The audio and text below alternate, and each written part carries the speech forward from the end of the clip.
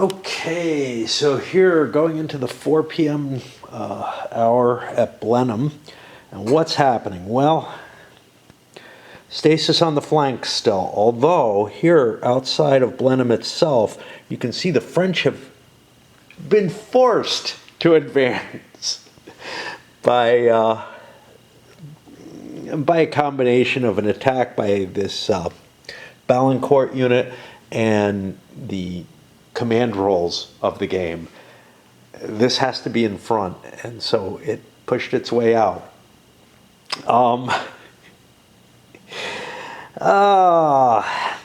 Elsewhere, over here, a very chaotic situation is evolving, where I don't know who's gonna win this sector overall. But both sides have been doing some kind of crazy stuff, smashing into each other. The Cav has been disintegrating each other, essentially. And then over here, we've seen sort of an attrition of both forces. The French, there it is. The French throwing more and more troops into this sector of the fight. The Allies largely having quite a hefty, although I think they actually did throw, yeah, these guys are coming in, some infantry to back things up. Did throw some additional troops in as well. What it's coming down to is a question of the weight of the Allied cavalry versus the fact that the French have some infantry. But if I get, since I'm getting Allied infantry in place as well, that probably changes the dynamics a little bit. So this is heavier in favor of the Allies. But I'm at the 4 o'clock turn. It's up to 6:40. So more of the battle day has already happened than can happen. And I don't actually know if we're going to break either line. If anybody's going to actually lose in any wing of this game. All right, that's it for me. It's nappy time. Thursday morning, I see my neighbor is still running his fire, which is kind of weird, because it's warm today. I've got all my windows open and everything. I've been cold throughout in a way that I haven't been. I don't know. I don't know what happened. Somehow after my wife died, I started becoming more like her. And so I had my heat on at night and stuff like that, even though, it's not getting below 50 outside and whatever. At least last night it wasn't. It's been wintry cold this last week. This is odd. It's like 8:30 in the morning, right? I woke up at 6:30 after the biggest sleep I've had in a while, which was probably 6 hours or so. I've been taking naps, but and unfortunately in the raid side of things, I have to. There's an event going on. It just started, and I've got to play a fair amount of that in the next 2 weeks. But I'm also kind of like, yeah, I want to get outside and do something. Ooh, Crow did something cool out there. A falling leaf maneuver. So let's get started here at 4 p.m. Got another 2 hours plus game time. Is that enough time for any wings to break? I don't know. The action has intensified in these sectors, and that means that, yeah, it might actually end that way. I think there's some opportunity that the French could have thrown themselves into a much more defensive stance than they did, and not escalate the battle as much, and play for what I call a draw, even though they would win the game, because historically, well, they're outnumbered and outcommanded, and the strategic situation favors you know, it makes it imperative that they don't lose. Now that's true for both sides, but but it favors them in terms of delay. So it all kind of makes sense, but obviously winning the battle would be a real big bonus. That would turn the entire 1704 campaign on its head, and give the French the kind of advantages that Marlborough was able to accomplish through it. All right, let's start with some guns. A little bit of effect over here, some over here. This is Cav. It could prevent a retreat. That could cause all kind of interesting stuff to happen. Because it can't recover, so an attack there becomes kind of appealing. Then, yeah, he's got a wing open over here. Again, this is weird because I feel like there's a continuous line there, but the game doesn't see it that way. And I unlimbered this gun. That's in a risky position, but I'm like, I don't want to keep fiddling my guns around and never get to fire them.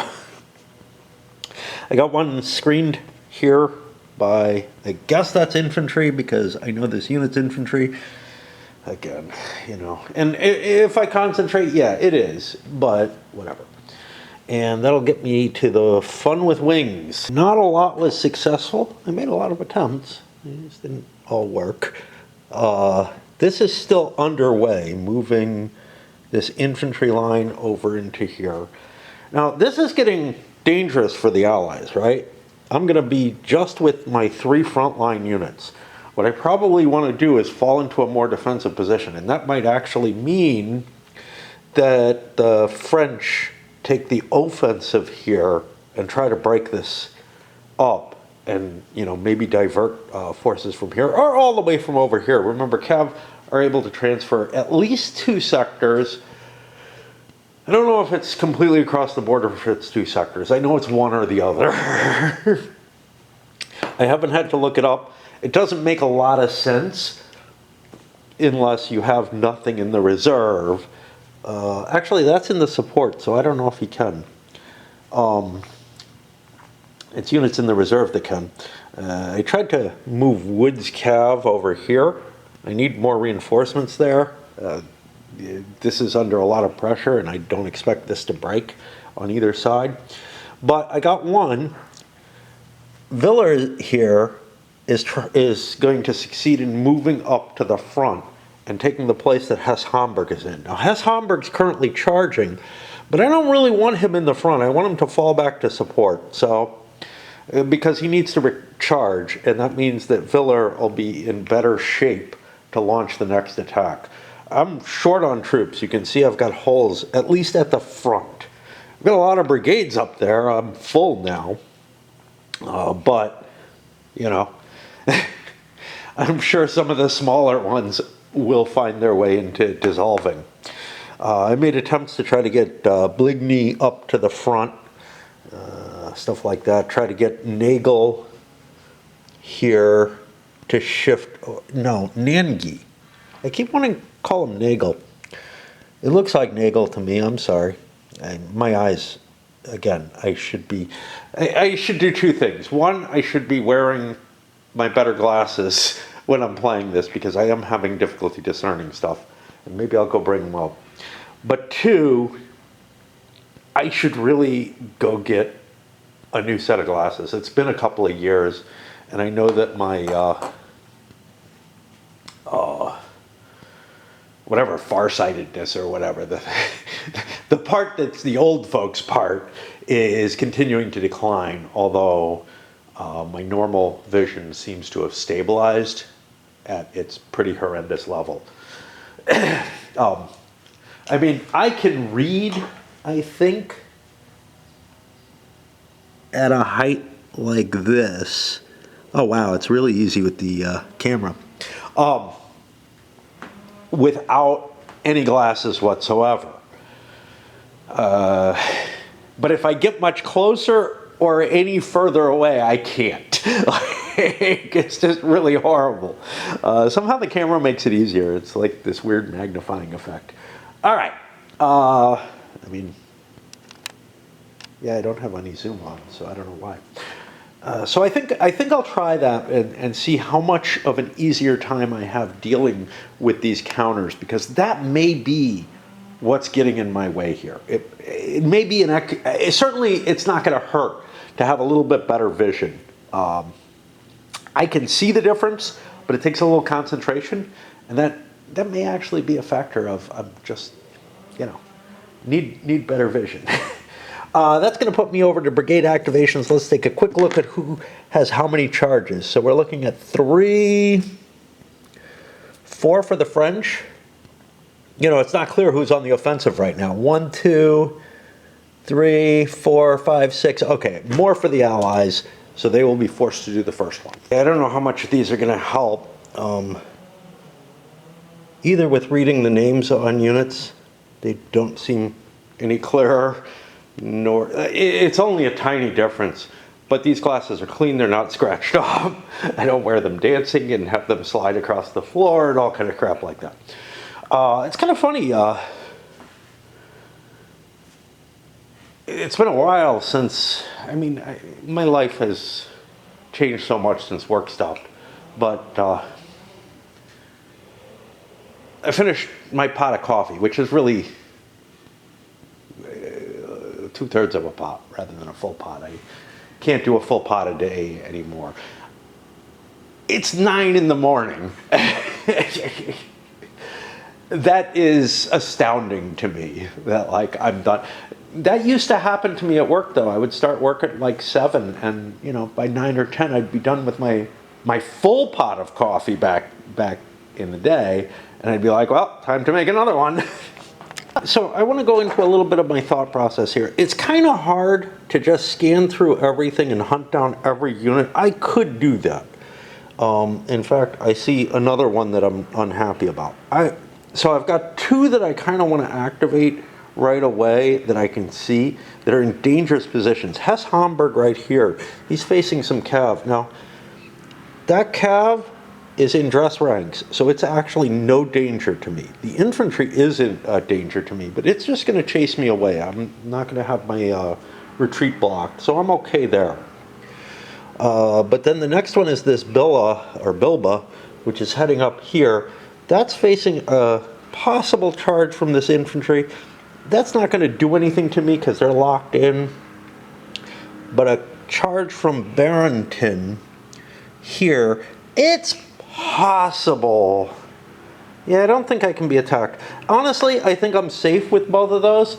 So then I look at my next charges. I've got the Scherenberg here, or whatever. That's just this unit now. He's fine. But maybe I could get an advantage by hitting something. I can't target this. I could target this because it has an open flank, so that's where I'm going to hit. Not this actual flank here. Do I want to launch that attack? It could break up, some of the defenses here. Because the thing is, the 2 that looked like they might be in danger, those 2 are actually safe. I'm able to qualify that. This is the kind of thought you have to put in as to how you want to pulse things. And it's one of the problems I have with games that use a pulsing type movement. I'll go back to Victory Games Korean War as a very similar type of situation where you have to examine almost every unit on the board. And Vietnam too, although Vietnam has a lot more units. This feels more like Korean War in terms of the amount of effort you have to put in. You really kind of have to examine everything to figure out which unit do I want to move, which means any kind of breaks away from the game increase the amount of effort that you have to put in. Because you kind of know what's going on. Now, I gotta say, there's enough going on here, Korean War, Vietnam certainly, that even with outbreaks, you're not getting that much of a benefit by going straight through. Let me see if there's any other plant. I've already checked, haven't I? He's going to withdraw probably. Oh no, he's infantry. How damaged is he? He's got a little bit of damage. was the other guy? I mean, you know, it really is like this. Like, I forgot who the guy was that I thought, yeah, so I've got a potential advantage by attacking from here. I've got a potential disadvantage if I don't fall back with Palant. And can Palant fall back is an issue. Palant's a problem. He can't fall back because this Hesse-Homburg unit here. So I've got to do the Hesse-Homburg before I withdraw the Palant. So let's take him off the table for now. And that means I've got one unit that I want to do, which is this, and I'll launch my charge there.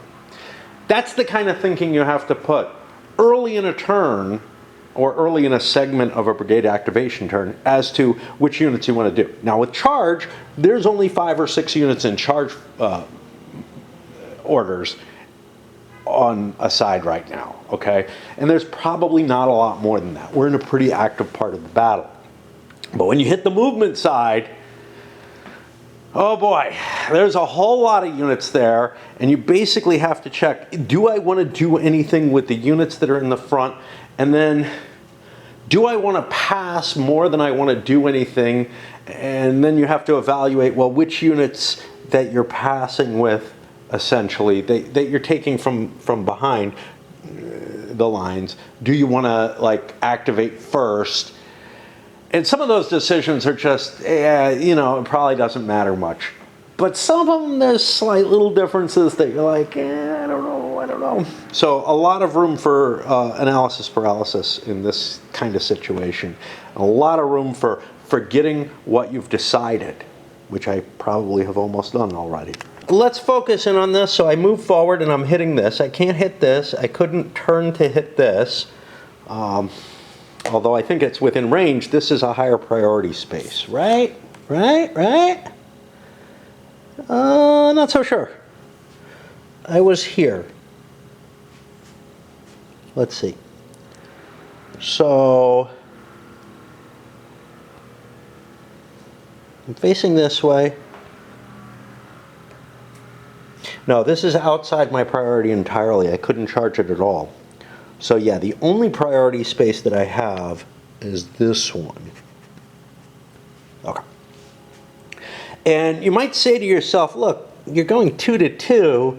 You're not going to get any wing bonus. Like, having a wing exposed doesn't help you. It just makes it possible that you can attack. But I found that the Cav versus Cav 0 table is not that bad. For example, look, I get an eliminated here. There's no equivalent. There's just retreats and whatnot. So it's really not that harmful. Now, me retreating could open me up to being destroyed, but probably not by infantry. And we get a pretty good roll. DR2. Okay. We're on the wrong. Cav versus Cav. What did we roll? We rolled a 1. Okay. Not as good. Not as good at all. A1 retreat 1. Okay, so this guy's got to fall back. There's no good answer. And I pushed forward, and I probably did not want to make that attack, actually. I was thinking the Cav versus Cav table, which is actually very advantageous for Cav attacks. This, not so much so. Oops. Memory failed me, too bad. Okay, let's go to the next one. Nagni went next, or whatever his name is. Nangi. I launched attacks all along the front here. This guy who was back here could not charge this because he didn't have a buddy next to him. So he had to march up and join the rest of his command, flying off out of compliance. Now, yeah, brigade compliance beats everything. I think. I don't know. All right, time to look that up again. Maybe I fucked something up. This is why the player aids aren't enough. The things that you have to know in this game that are different are really troubling. Like, they're completely new. So I'm having trouble finding where the order of compliance is there.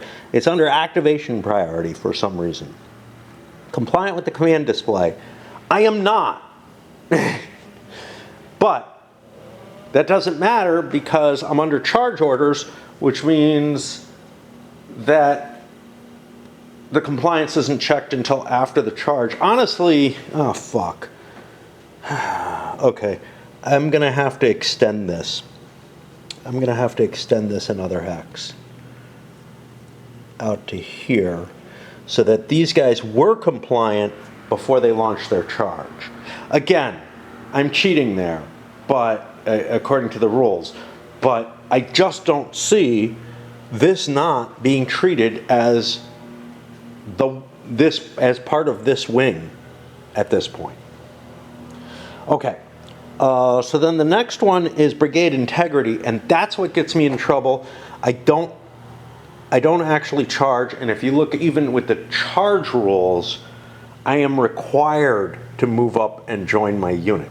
What's kind of weird is that they duplicate or they specify that kind of stuff under the charge orders, that if you're out of compliance, you have to operate as a regular unit, but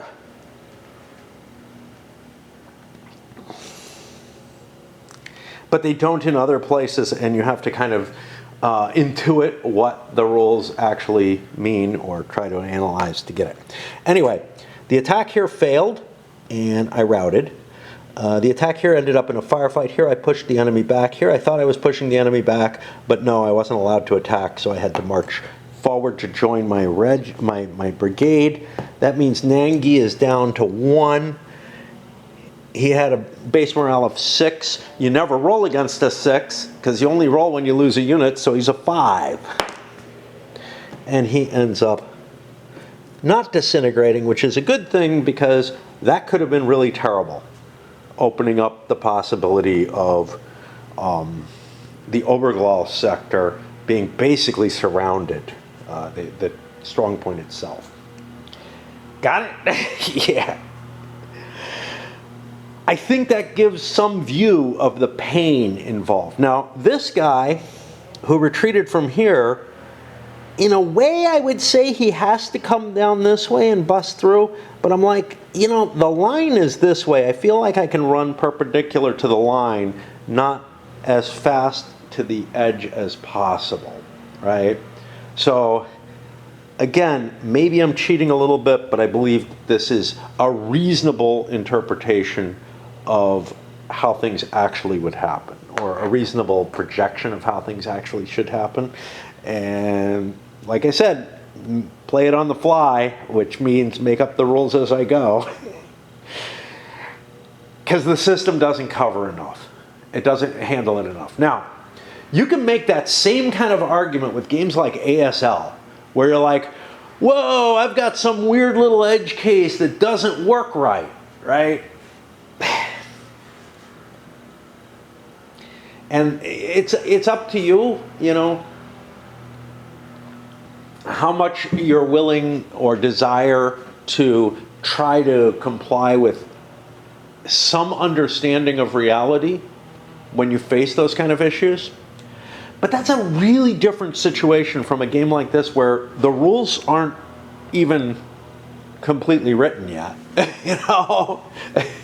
And even when the errata comes out, I strongly suspect they're going to leave lots of things kind of up in the air. When you're facing a game where the rules don't feel sufficient to play the game at all, and it's not just an edge case here and there, I feel like you're much more justified towards playing this style of game. On the other hand, again, I would never want to play this opposed. I would never want to play this opposed. It's trying to sound like Mitch McConnell there. Sound like Mitch McConnell. And, you know, Chuck Schumer picked it up too. He didn't used to do that. And I've noticed, you know, over however many, it's been at least a decade. Yeah, I don't know. 2 decades? I don't know. That he's been there. But he's picked up that same sort of strategy of just repeat the things. I don't know. Probably because the first time you say something that's kind of important, it wakes people up, but then they don't really remember it, so that you have to say it again. For those few people actually in the Senate paying attention, which is almost none. But more importantly, those people kind of half awake with C-SPAN or something on. I don't know what I did just there. You know, look, I've done this before. I've shown, you know, where the system kind of feels like it falls apart, where I have to make fake, you know, where I have to make on-the-fly decisions as to what the rules apply to, etc.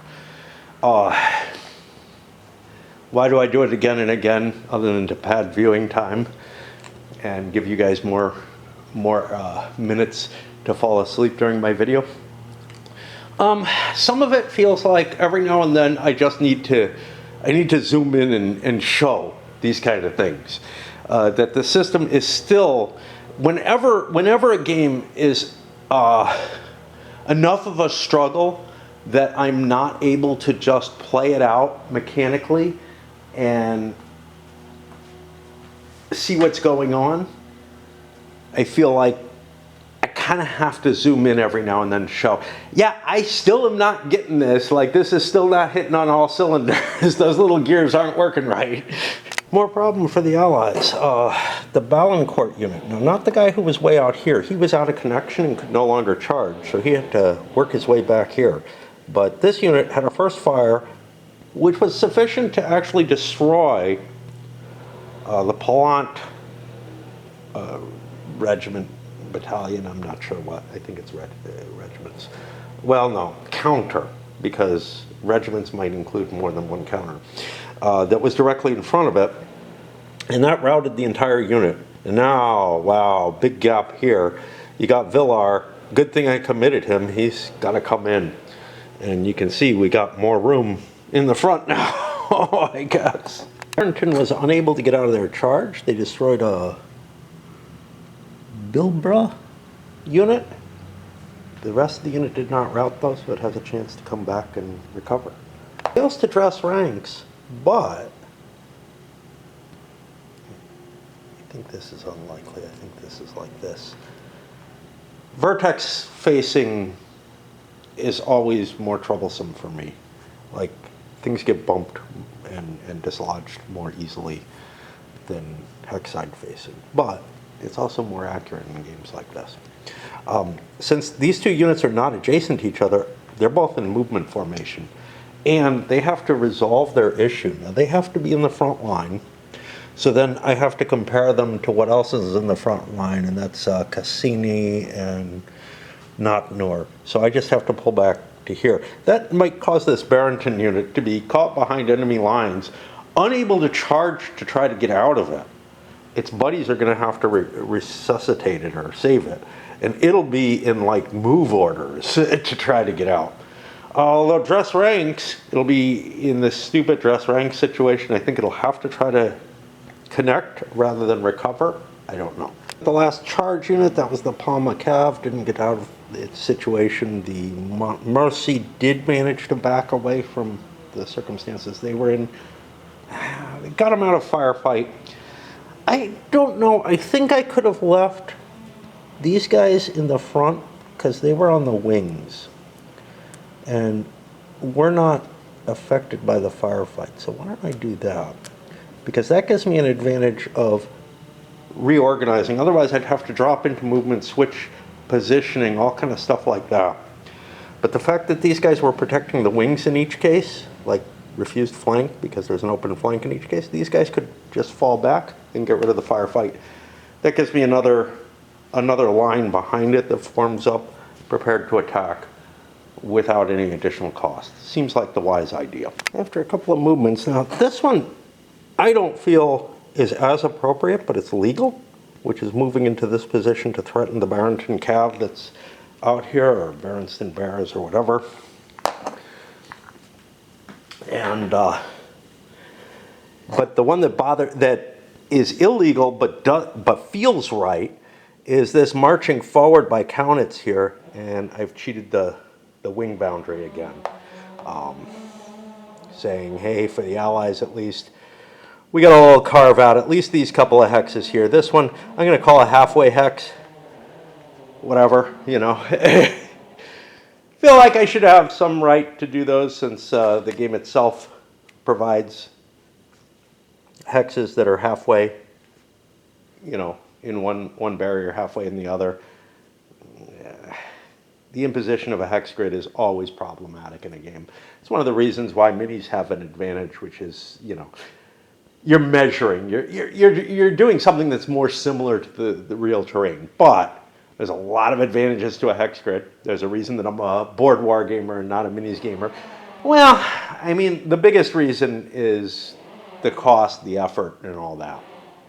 But some of the effort comes to actually moving the pieces, and regulating movement on a hex grid in general is a more convenient solution. Let's just put it that way. A smoother and easier way to play. The problem, of course, is that with a minis game, all of the problems that come to light in this system and all of the attempts to fix, all of those would be kind of covered in a good detailed mini system. So, yeah. It's one of the reasons, yeah. I mean, it's one of the arguments of why you choose one over the other. And if you're choosing the hex grid because it's simpler to play with, well, maybe these on-the-fly weird little decisions and everything aren't all worth it. And maybe you're better off going with minis. The minis rules, right? Honestly, you could play with a hand-drawn map just like this. You could have the hex grid, you could not have the hex grid, whatever. You could have counters on it, but just measure everything. Kind of like, what the hell is the game? It's over here somewhere. It's not over there. It's over here somewhere. My Art of Siege over there. That's actually one of my treasures. Even though a couple of the games in it are really almost minis games. And it's really a nice way to handle things. If only the bases weren't limited to standard counter size. Okay. Brings up one of the things I don't really like. One of the things I don't like about minis games is the amount of effort that you have to put into moving the pieces. The hex grid makes things much, much easier. And the games that try to match that, somewhere in here I have a couple of Labatt games. Yeah, there's Dresd. That was a fucking mess. I've got an older one kicking around somewhere in there. But also the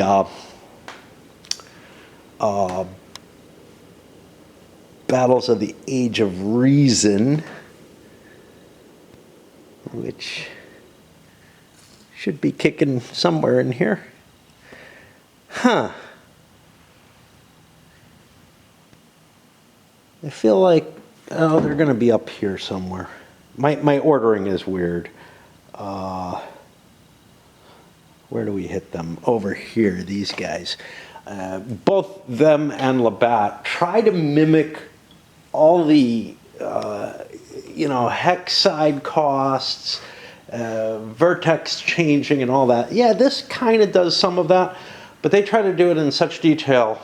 And then also, for the Labatt, the fact that the counters don't give the information on the front that a counter should give.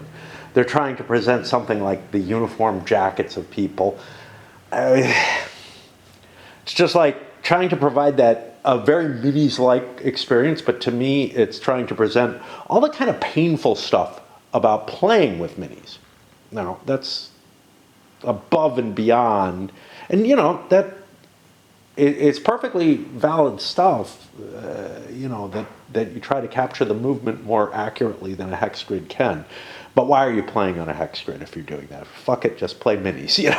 There's the other aspect of minis, though, which is that, you have to paint the armies. Of course, I got my solution to that in mind, which is, hey, just print out and make stands with images, kind of like this game has, that would cover it. And then, of course, building terrain. But again, terrain doesn't have to be that good. You know, it could just be a map, essentially. I've done that before. I've played where the terrain is nothing but a map and there's minis on it. It's very sad when you see like lots of, I don't know, 15, 25, even 25 millimeter minis on a map. It's like, oh, come on. Because for me, the terrain's more important. What am I doing? I'm babbling instead of playing because that's what it's more about for me, I guess. The Allies fired another cav unit off this Kwasny, something like that. And they managed to break one of the Barrington units, drive another one back. I don't really have an attack available here because he's got a protected flank. They all have protected flanks, basically. So, kind of hoping to dig my way through and cause issues. But yeah, the pursuit didn't get me another attack. The French are now in the Big Pass. This means only Allied movements left, and I don't know if there's anything of any interest. I gotta check because there's chances that, yeah, you know, maybe I want to shift things around down here like St. Paul. There's a chance I might break or something. It wouldn't have an effect yet, so I'd be okay. Actually, it would here, so I ought to make an opening. Just in the event of that. But you can see the French have consolidated their line, Eminville, Belle-Ile. I got one unit over the border. I don't really care. I can call this border to there. This becomes sort of a gray zone because it's the retreat path for this wing, but this unit might actually, you know, to back up the line, he has to be able to be in places like that when you get close to it. We do have some messiness going on, though. This unit back here, this unit behind enemy lines as well. Just some nasty shit happening. Up to the dress ranks up to about here, I think. I mean, I have units like this that aren't really affecting anything. This attempted a charge, allowed to do that even though it violates line order and whatnot. Slammed into this, didn't get a good result. That caused issues for this guy, but he's still in dress ranks. He pulls forward. I do as best as I can to comply. I can't get into compliance, but I guess as best as I can is to pack in there pretty tightly. Coming over here, the main thing you see is the Allied line beginning to contract as the French are kind of surging forward again to retake territory. They're really putting some pressure on the Allies there and collapsing them now. That makes problems as I pack more units in, right? But, oh, I got to move that routes in unit. I couldn't do what I did. Let's get them like this. That'll give these guys a possibility to route. Oops. Again, I make corrections like that where I need to. It wouldn't have much effect. I just don't want to, you know, lose my first fire or whatever just because I fuck up. I am still not comfortable enough with the system to be able to say, screw it, I made an error. You know, I'm making too many. So now all we really have is these lines up here left to play out. And Maulevrier has rationalized their line, moving back up to take the village front. This is a damaged unit. I would have liked to recover it, but he was back here. He couldn't stay there. He has to fix his compliance issues because Ballancourt is in the support line. Charging though, charging. May well end up out here somewhere. Whatever. That'll make for confusion, but there's lots of confusion in this game. Tried to get Hauteville here. Sorry. Hauteville. to charge row and break things up there. This is a little weird because I don't actually expect to win this sector. I think I've got a shot at winning this sector of this far left wing with the French. I don't really have a chance here, so I probably shouldn't have even made that check, but I failed it, so it's okay. That gets me to the route and cleanup. So the 420 turn, what do we got? Still stasis here. I know, it looks like something might break, but it's holding up. And over here on this wing, essentially returning to a situation of stasis. Obviously, nothing happening here. But over here, the French line looks like it's disintegrating again. And yeah, I got reserves at least. I mean, these are units that I think I brought from other Montmorency and Ingelheim, are units that I brought from another wing. I don't know about this. But, you know, I've been sending what I can over here. This, which might be the decisive wing, has given forces up over, hasn't it? No, Oberlau did. Oh, big deal. I mean, there are forces that I could have committed to here, but I've got stuff here that I can commit as well. Here, like I said, the French are beginning to push back and are collapsing the Allied line. I think my assessment right now is that this is more likely to be decisive, where the French are really in trouble, and I may need to pull yet another unit over, and that's going to be problematic because that's a support line unit. It's not going to be easy to get into there. Of course, it'll transfer over into the support line, which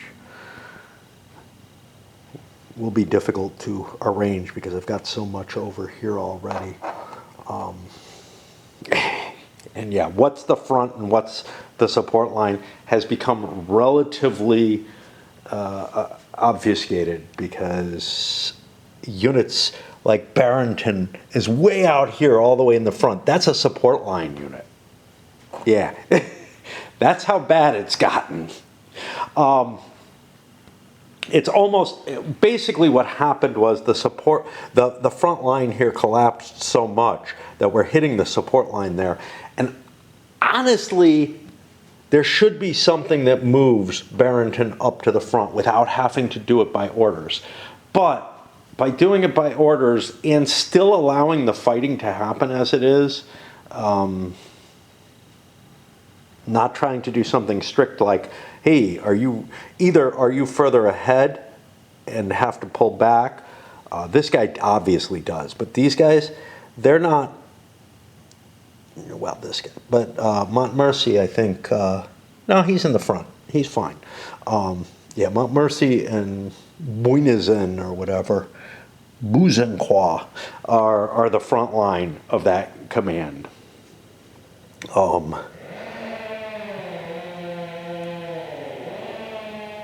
Yeah, I don't know what I was going to say, but it's obviously not correct. One thing that I'm noting, and I probably mentioned before, is the relative ineffectualness of artillery in this game. And I think that's absolutely appropriate. If you think about the 30 Years' War artillery, it was relatively ineffectual. It's really not until you hit the reforms that the French put into play prior to the Revolutionary era that you start to see artillery really shining. And then, you know, in the Napoleonic Wars, all sides eventually adopt artillery that's much, much more effective, although the French and the Russians do better at that than anyone else. And I'm more familiar with Napoleonic and American Civil War, and I'm like expecting the artillery to do something, and it's really kind of not. Don't remember how it works in musket and pike. I remember how it works in the old 30 Years' War SPI quad stuff, Brighton Field primarily. I don't think I actually own the quad. I really wanted it at one point. I like that system. Obviously, it's not detailed the way musket and pike is, but there it basically disorders units and makes them, and makes them reform and keeps them from attacking and whatnot. And that's basically the effect you're seeing here. And I don't think artillery has seen any kind of significant improvement.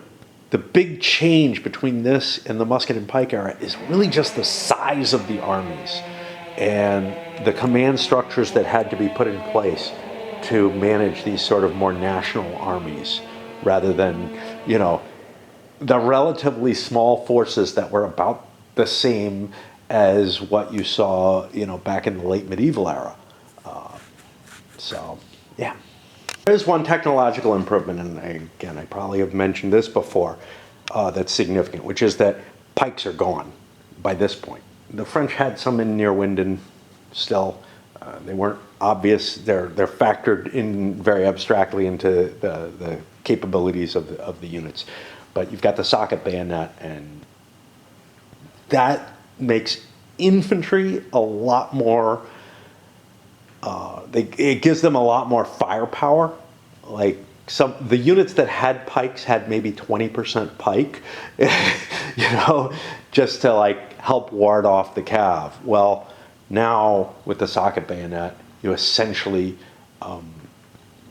have the capability to defend against cav. Maybe not as strong as what the pike actually had, but you've gotten rid of, these stupid matchlocks and all this that required a tripod and everything to fire on from the 30 Years' War. You're in a different period, a period where the guns are a lot closer to what you'll see, maybe even in the Revolutionary War era. I don't know when the Brown Bess was invented. I think it's a little after this, so probably the musketry is a little weaker than, what you'd see in, say, 7 Years' War or something like that. Boy, it's about 1 p.m. I haven't slept. That's cool, actually. Played my raid, watched some videos, ate a couple of meals, whatever. I think only one. I think the other one I ate before this. But I found that, hey, finally the Steam thing is on and live. Great.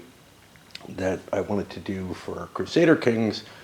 Tried installing it, and something happened where my computer ended up freezing in the midst of it, so I've got to do a restart. I'm all dressed and ready to go outside. However, I have to let my computer restart and see if I can get that installing, because if I recall correctly, most of these bigger games, they take a significant amount of time to install. So anyway, I'm up here. I'm going to do the beginning of my turn and fire off some artillery, etc. All worked. We got hits here and here and here. I got artillery underneath one of these units. I don't know which one. Looks likely this one, but I can't be sure. And I think that's all I got left. We'll get to the wing activations. I got my stupid, something that I can carry my pipe and my tobacco in and everything, because I don't have good enough pockets anywhere. But I'm still wearing that. I was that keyed up for going out that I was all ready to go. Checked Steam just before I went and saw, oh, it's on, it's live. And actually there's a sale on it too. More than the CD key was, but not by much. And I don't know. I mean, I know CD keys are trustworthy and everything supposedly, but I'm yeah, I don't know. If I do end up buying it, I think I'll just buy it straight through Steam. I may not have cheated. I suspect I have. The cav that moved up here, I think they are going to force these guys to fall back, and that's something I really don't want to happen. While I would love to commit more units to the front, or to the support line or whatever, I got these guys I'd like to. I can only do one thing. I don't want to lose this ground, so I guess I'll try to move them up. I do get a bonus for being close, so I'm at 2, 3 for committing support to front, 4 for more brigades, 5 enemy units are closer. no leader bonus, and I get to move up. Now, since they're already in position, I'm not going to put a transfer marker or anything. I just push the unit up there to represent what's going on. And again, I may, since these guys are in dress ranks, and they probably were before, I probably, well, it's really hard to tell because there's this thing. That's what's definitely throwing me out. But this also is, and I kind of feel like, yeah. The big question is, what happened with this? Did this move from dress ranks to a charge? I don't think so. I think it moved from march to charge, which means it went before I did anything, and I probably should have had to fall back. What I managed over here, the French managed only one change to get this infantry brigade into the reserve back here. Again, I feel like this is much more likely to be decisive than over here, where things have been pretty static all game. So shifting that over also doesn't really hurt me. While it's in the reserve, it's easier to shift to some other wing, both of which have open reserves, which gives me a slight bonus. And I have very little chance of doing anything, which is one reason to do things well ahead of time. I've talked about. Over here. So over here I've got, what the hell unit is this? Okay, this weird unit is trying to swing all the way over to the left of the Allied line here to take up a position attacking these infantry here, because the Cav's not terribly effective against infantry. And things are more chaotic here where Cav is more effective. I mean, anything's effective where the enemy is chaotic. But the problem is I'm going to have to fight my way through perhaps this unit to get there, which is going to be kind of weird, but okay. Enemy shouldn't be that far behind my lines anyhow. What else? I've got, I'm bringing Webb up here, and I think it's between Villers and the Hesse Homburg. No. I'm bringing him up between Erbach. Okay, so between these guys and these guys, it's really kind of expressing where he is. These were problematic. I couldn't have them farther forward because they weren't support line then. These guys maybe were too far forward, I don't know. But I'm fidgeting around trying to fix the situation. This actually, now that he's there, this actually probably expresses what's necessary. So again, I get rid of the committed marker because I think I'm just fixing an issue on the command table. And then I think that's it. I didn't move anything else. I'm going to leave it there. Do the first charge activation in a little bit because, well, in quite a bit. I don't know how much time I'm going to have this weekend, right? It's Thursday right now. I've got a big event in Raid that is eating up time, and I do want to give some shot to Crusader Kings. Hey, maybe it's the thing that breaks me of my Raid addiction, you know? That, and then, you know, I'm going out today. Obviously, I'll be going out tomorrow at night, and hey, Saturday's going to be an in my chair day, but or in the bed day. But Sunday, maybe I can convince myself to go out again. I'm trying to leave the house a little bit more. It's pretty weather. I've been a shut-in for, you know, Jesus, I guess a couple of years more or less at this point. And, you know, it's been getting harder and harder to get out of the house. So I want to be able to, like, take some enjoyment in life, you know.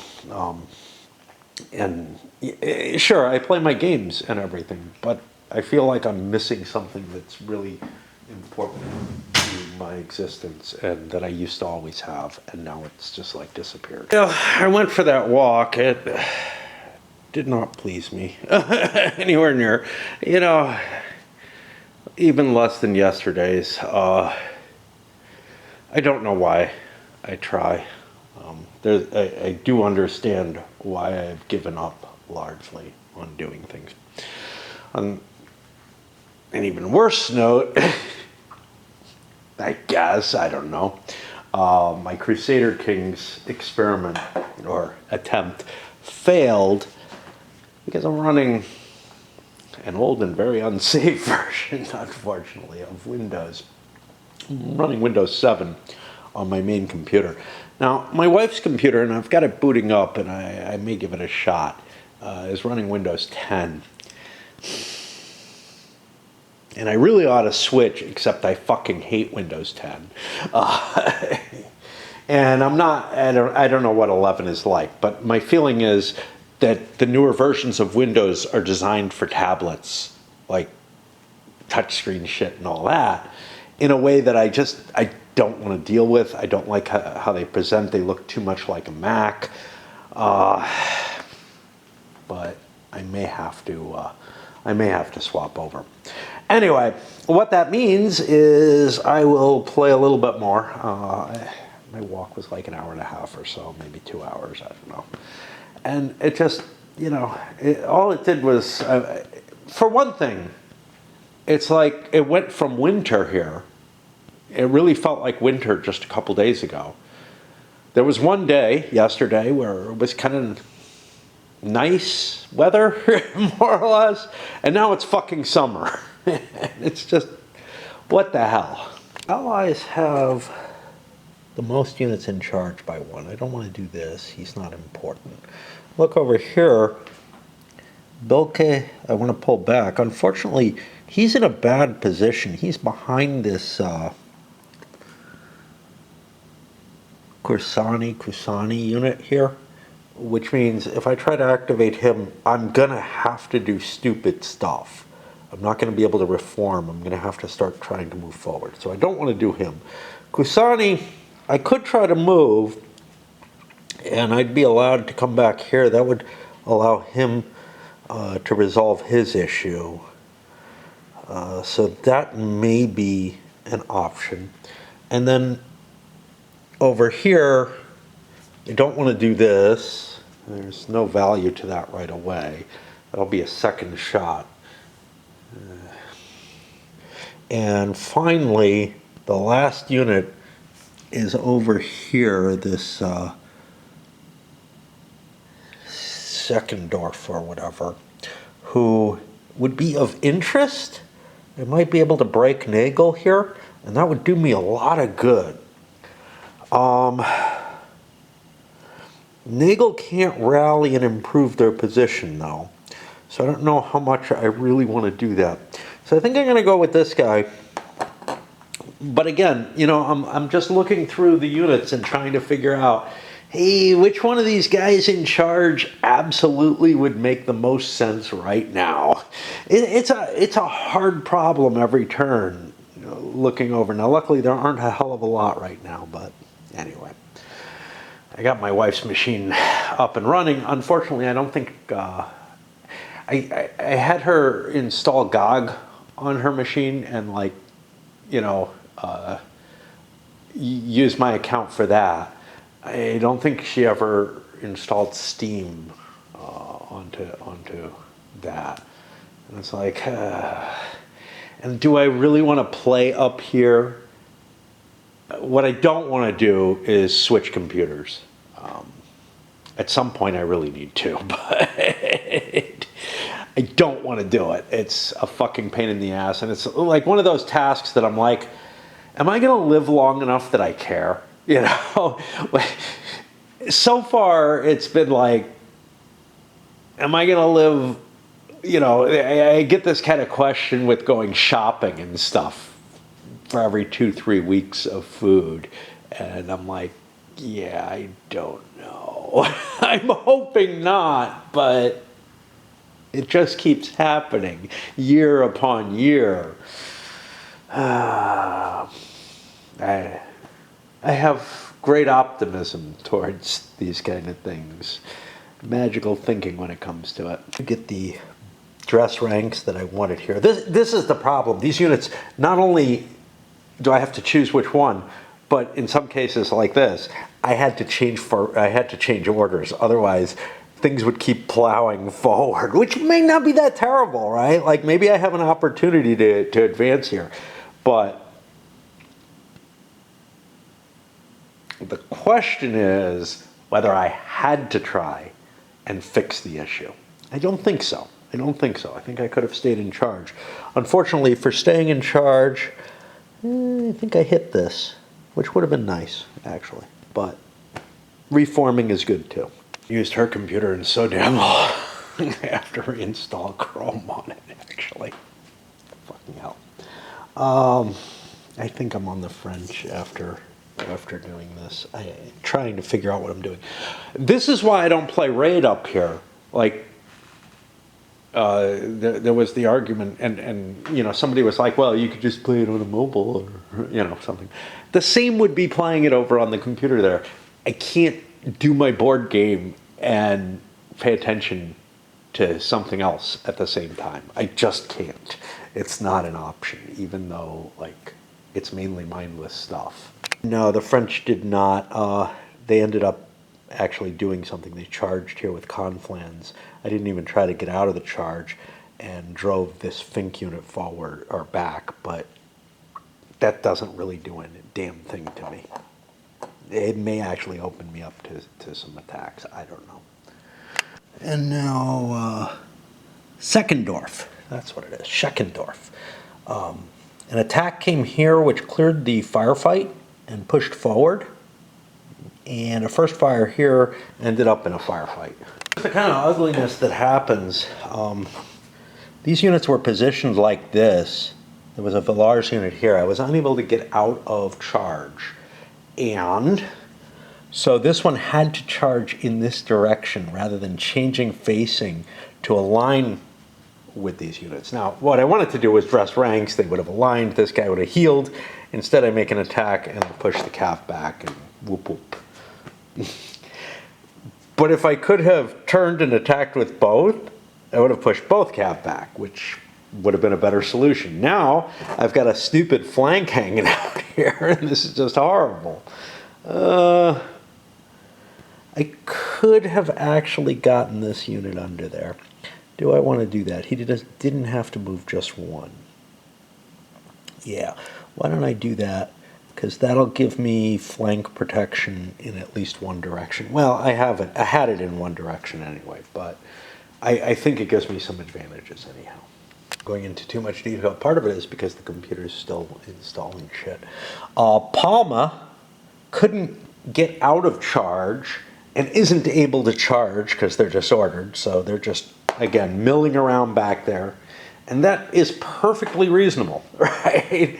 Like, it's the idea that I can't bring my troops back into order because I'm getting failures in terms of changing orders. I see that as very much like the Musket and Pike and the Hastings 1066 type things where shit is happening that you can't control, and that's what the game is actually about in a lot of ways. Barrington here is just a problem. I don't know what I can do about him. He failed to leave charge. Not that that matters much. I have to try to get him together. He has to be in the support line. Let's look at the order of conditions. Where is it? It's it doesn't say. It's activation priority, not what it should be, which is like, I don't know what I don't know what the it would be non-conformance. It would be compliance priority, really. So compliant with the command display. That is the first thing I have to do. Within that, these guys throw into move orders. How do I get compliant? Well, command display says I have to stay behind this line, so I don't think I can move any further than here, and I kind of must in order to get my brigade situation. These guys, I guess, come 2, 3, 4, 5. They can't go anywhere, and I don't think I can turn around. I've got no way through any of this. I can't try to charge my way out of this. I'm just in a bad situation with these units because he charged way too far, and I don't know what else to do, but this is sort of my best guess at what these guys should do. under the rolls.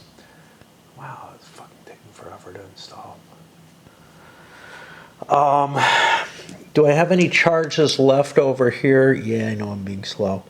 Secondorf already went. Whoa. No, that's Secondorf is this. What the fuck? Ah, son of a bitch. I charged with Secondorf.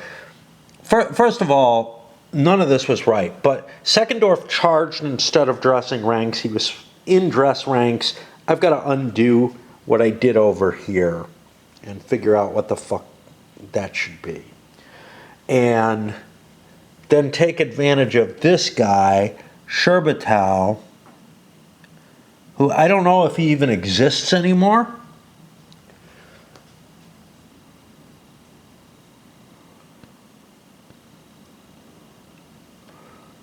Here he is, not Sherbatow, something Berg, right?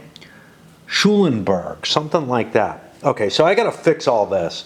Schulenberg would have to resolve whatever the fuck's going on, whether he gets out of charge or not. I'll try to get him into movement or something. I don't know. Because he's like in the front rank of this. He's only one unit left, which is this thing. He's in the wrong place. Arg! He's supposed to try to find his way up here. And because the names were similar,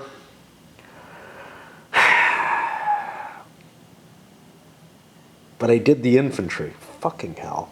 Okay, so I think I fucking fixed this. I don't know for sure. And that guy, I left him in charge. I didn't even try to get him out because he just has to move back and get himself into compliance, which he just did. So that's fine, but I'm still over here, and now I got stuff to deal with on the computer, and I got to swap batteries, and yeah, I can't handle two things at once. This battery didn't charge, whatever is going on with it. I've had to run up and down stairs a couple of times because I get an activation code on my email, and well, having reinstalled Chrome, somehow deleted, it didn't successfully do anything, it's still complaining, but somehow it got rid of all the Gmail accounts that were on it. Fucking hell. Which may mean that I can no longer access my wife's Gmail account on that machine, although I still have her password somewhere else. Oh, God. This is just fucking annoying. And by the time it gets installed, it's time for me to be playing Raid, and I actually absolutely have to be now. So, like, you know, a couple of hours of this bullshit has wasted my day. And then there's that this battery's not charged. Fucking pissed off about everything. You gotta charge the battery. And I found a place where this is charging. I tried it in 3 different outlets.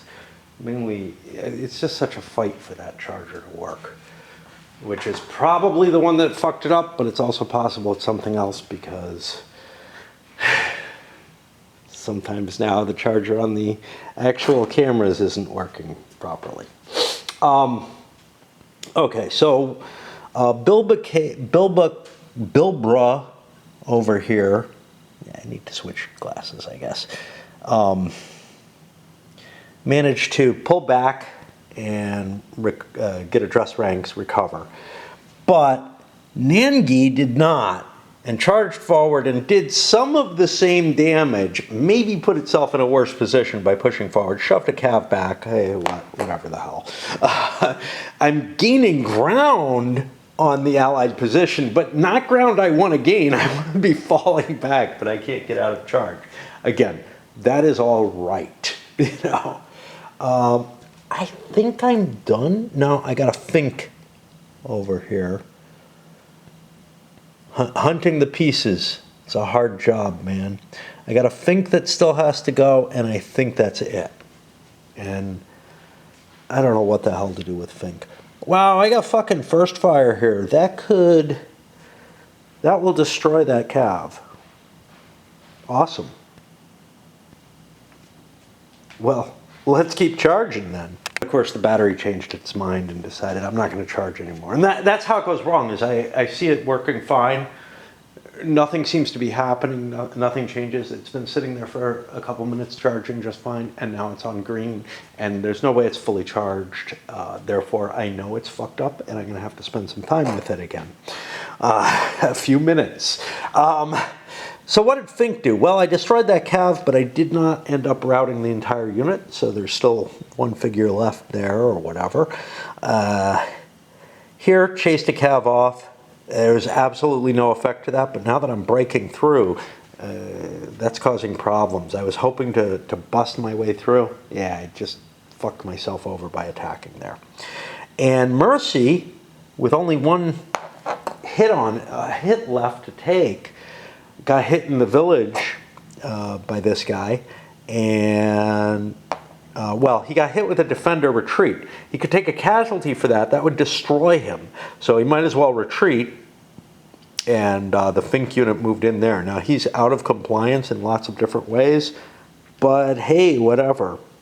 And wow, this should be up here. Should have been underneath him, because as it was, I was already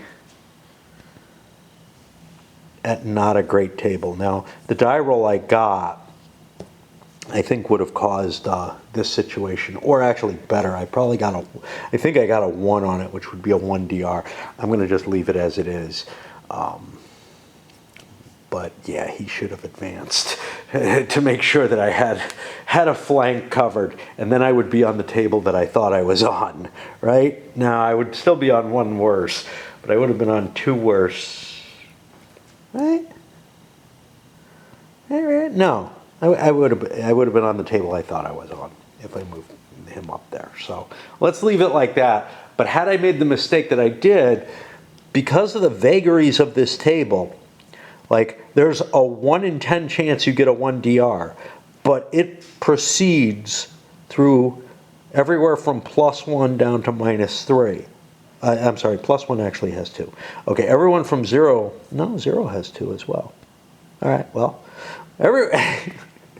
let's keep being wrong. Yeah, I was on the -1 table. I would have been on the -2 table, I think, which would have shifted it so that low die roll of a 1 instead of a 2 would have caused a worse result on the enemy. And I don't know how I feel about things like that. I mean, charts are charts, it's random, whatever. But it's like, but there's no modifiers or anything. So it is truly just random. It's just a D10 being rolled on there. So that doesn't make a damn bit of difference. And that was allied. That means it's going to be French movement orders going. And I'll play with the battery, go see if I get to play the video game, but I don't know if I even fucking want to for, you know, an hour or so or less, probably. I don't know. It's still downloading. I've got 20 minutes until raid. It's not going to even be ready in time.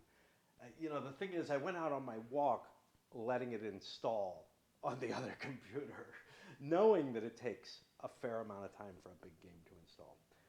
I don't even know if I want to play this, though. At least I got the battery charging again. Fucking hell. Yeah. All right, well, let me, I don't know. All I want to do is fucking complain at this point. Because I don't know how to cry anymore. Now we got some weirdness, as if we did before. First of all, I don't remember. French did something. Oh, yeah. They started marching these guys across. They got a long way to go. They may be past the barrier because I put this here instead of all the way down here. But I've still got them in the transfer because they're not behind the Eminville yet and stuff like that. But for the Allies, boy, do we have some weird shit going on. Trying to find where it is, though.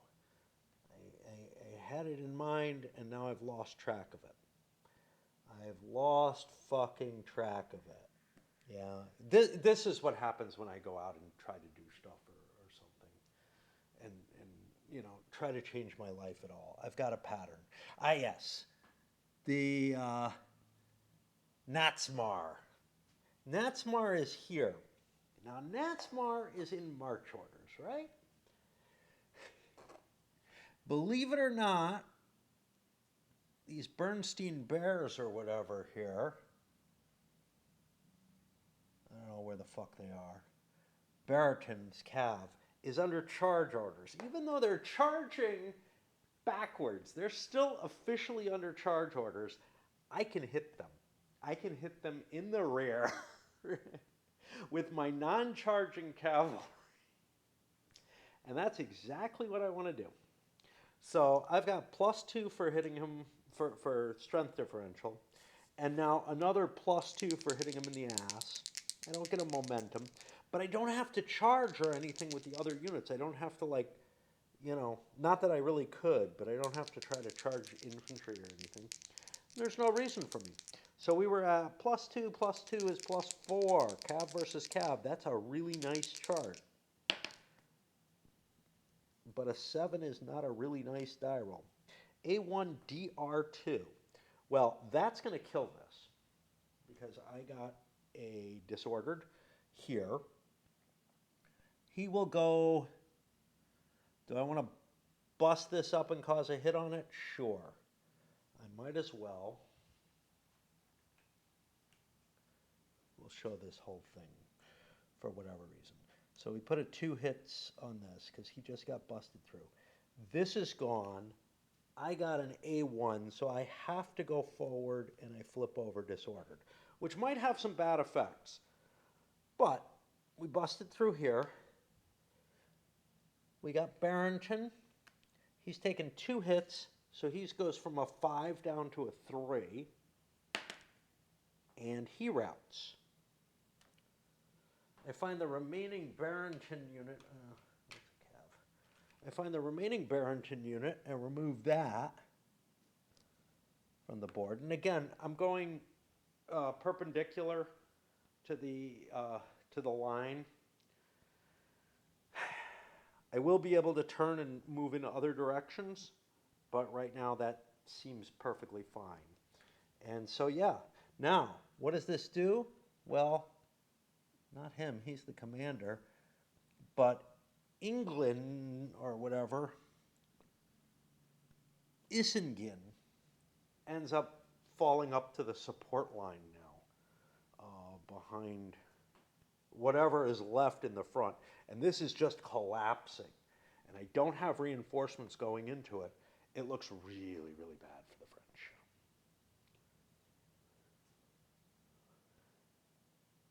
Yeah, it looks really bad for them. I think this battle is getting close to being over. But I've thought that before, haven't I? My fucking battery's acting up again. I just fixed it. The amount of times that I fix it, I don't tell you most of them.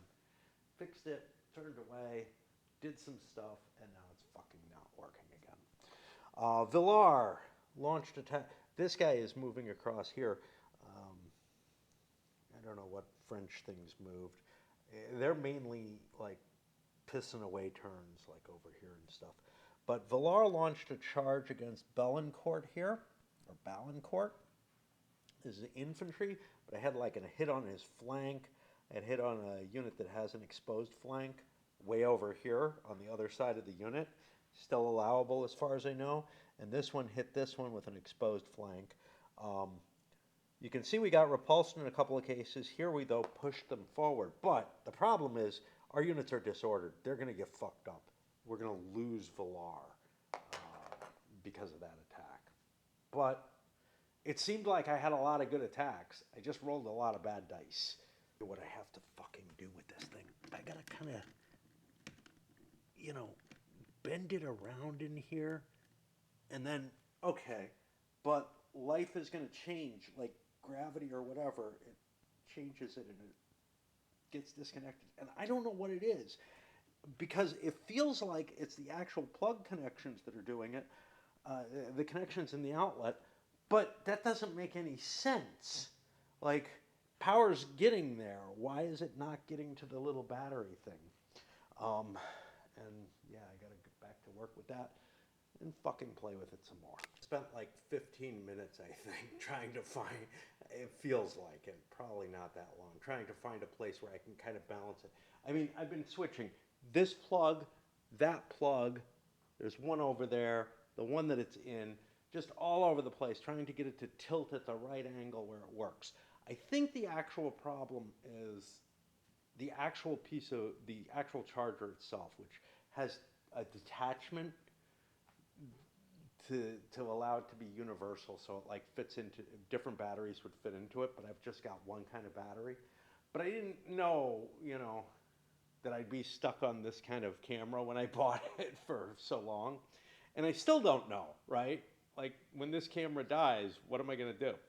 That one still sort of works, kind of. It didn't used to, it got better. I don't know.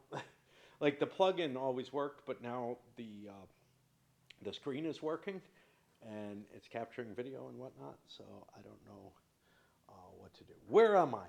I am in the midst, after all that, of trying to move Bligny, who got a charge order, and will be hitting Seckendorf over here. Now, I've got complexity here because this guy's got a charge, the guy on top. The rest of them have problems, and I have to pay attention to the priorities, right? What is the first priority? The first activation priority is the command display, and that's where I have my problems. So the other units don't have to charge, and they're going to have an issue where this is a second line unit. Anlazy, they're at the same range as Anlazy if they're up here. So I don't really know that I can fill that line. So I think this is what I end up with. This is my charge, is one unit flies forward. And oh look, the battery's not charging again, great. Another 15 minutes on that. Let me fight the battle first. The excitement of a pin result, I put the dice over here and it's time for me to play wrestle the battery some more.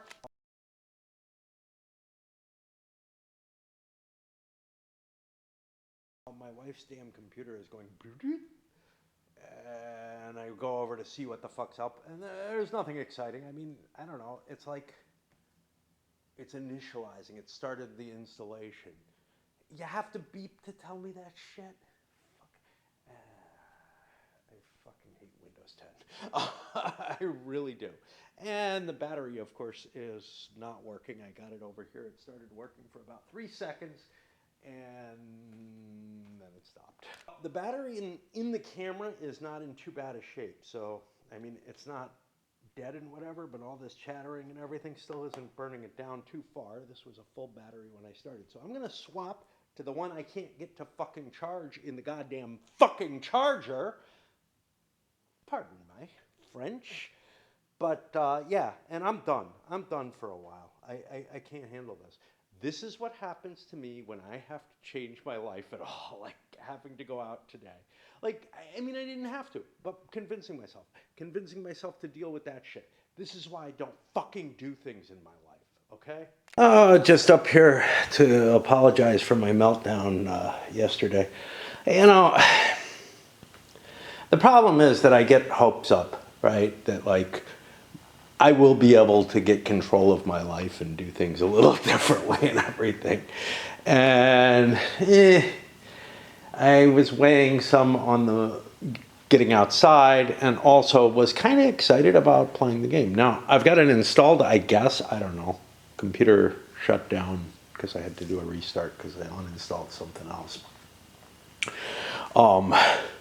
It's Friday. I'm gonna take a nap. I'm pretty tied up in raid stuff. I'm probably not gonna get to play more than a couple hours of Crusader Kings, which, you know, is, you know, at some time either on Saturday or Sunday, which is not gonna be enough to convince me that I want to buy it, I think. Which is a shame, because again, like with the walk, it might be something that breaks my addiction and the problems that I'm running with regard to raid. I'd really like to get out of them. I'd like to be able to at least do as much in life as I did when I was working, you know. But on the other hand, back then, I had a reason for life to continue. As to meltdowns, that's kind of, I don't know. When things throw too much of a problem at me, I don't get them very often anymore. I'm more likely to just slip into depression. I think maybe I always was. But there was a period in my life around college and whatnot where, I think actually when I first started having relationships where I was facing them more, just in terms of like, I saw this as an important thing and worth investing. I had already, I had gone through the angst in my early teens of dealing with school and like the meltdowns that caused. And then like, I can't really think of much else, Certainly when I was at work in Phoenix, I came close to them at work itself. Like, just because there were people around and all that kind of shit. Anyway, that's just, it's kind of useful in a way, just as because so much of this is, insight into my soul, not just, hey, how's that game going, right? I know you're here for the games, you're not here for my soul, but in a lot of ways, you're getting a helping of both, and maybe I got you addicted to the horrible one, in addition to the games themselves. Well, wouldn't you know it? It's about 3 p.m. I tried sleeping a little bit because, well, fucked up shit, right? Like, the last couple days I've been awake during the daytime for a significant period of time, able to go out for walks and whatnot. Well, that habit seems to have caught on, even though I stayed up too late last night, went to bed at dawn, didn't get a full night's sleep like I did the day before or something. And, I'm now on my I lay down and I try to go to sleep with the video on. And the last hour and a half I've been trying to sleep and I've just not succeeded. So, fuck it, play this. And, honestly, I absolutely do not want to, play a computer game like the Crusader Kings thing. Part of it is I'm afraid that I'd get hooked and miss dancing another week. Or that I can't get into it. Like, an hour or two is just not enough time for me to get into a computer game. I'm a little worried where I am because I've got the dice over here. I think I did all my charge activations. I think that's what I intended. The French had an extra one, or maybe several extra. I don't know how many. That's the problem, because I discovered an allied unit under charge that I didn't do anything with. And so I don't know what I'm going to do. I know I have to do him first, but I don't know whether or not I'm going to force the allies to do the first activation. Like, what do you do when you find an error like that, right? The pulsing is mixed up. Well, same kind of shit you do with any kind of error, I guess. You soldier on as best as you can. I don't believe it, because I got Fink in here. He's marched in and hit here. So I think this is actually upside down and I just failed to flip it. Because I'm pretty sure at the end of last turn, I had not crossed the river there. So yeah, we'll go back to movement for the allies, and shit, my back itches. It's all scarred up right now, and yeah. And since my attention was already in this area, and I flowed through all my other units, and I'm like, well, everything I'm facing that could actually do anything can only do it in the dress ranks period. All the French front is all in dress ranks. What the hell? I mean, not this guy, but whatever. I decided to move Bielke, and he launched attacks here on Mercy and drove one back and then got bounced off here You know, essentially no effect. I ended up losing some first fire against this, which means since Mercy's in dress ranks, he'll be able to get that sucker back. That's not hair, that's a clip. This activation was a very brutal one, of the type that I didn't expect to see. Countitz made attacks, had some success hitting, I don't know, one of these two hexes. I'm not sure which. But he also had to hit units over here, and essentially both Countitz and Maffei lost a unit, and both brigades broke. So we've got two routed units. Now, Countitz had to roll a 7 or higher to break. Maffei actually had to roll an 8 or higher, I think. Yeah, it was his first loss. It was the first loss for both, and they just both collapsed as they hit. I realized I'm doing something wrong, or have been, and let me capture that for you. So you've seen a lot of activity happening from the support line especially.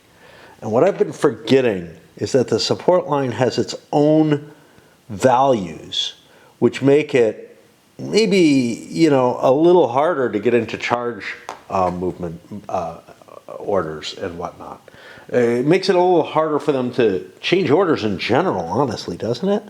Dress ranks to march is the same, dress ranks to charge is not. A little easier march to dress ranks, okay. I mean, it all makes sense. It's just somehow or another, I've just been using the frontline rolls. How big a deal has it made? Yeah, I think it's helped the French to throw additional forces into the line here and here. I'm not so sure how much of an effect it's been for the Allies.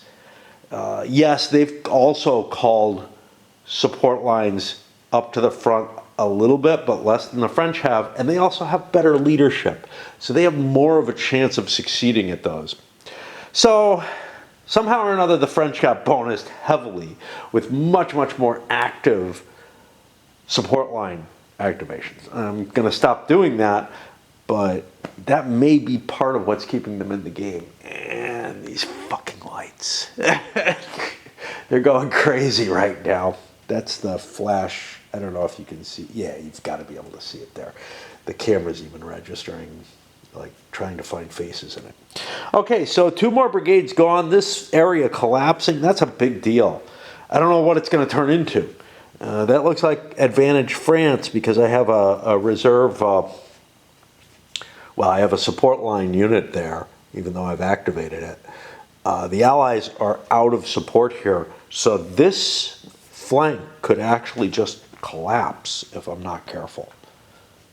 Oh, geez, this battery's not charged yet. What the fuck?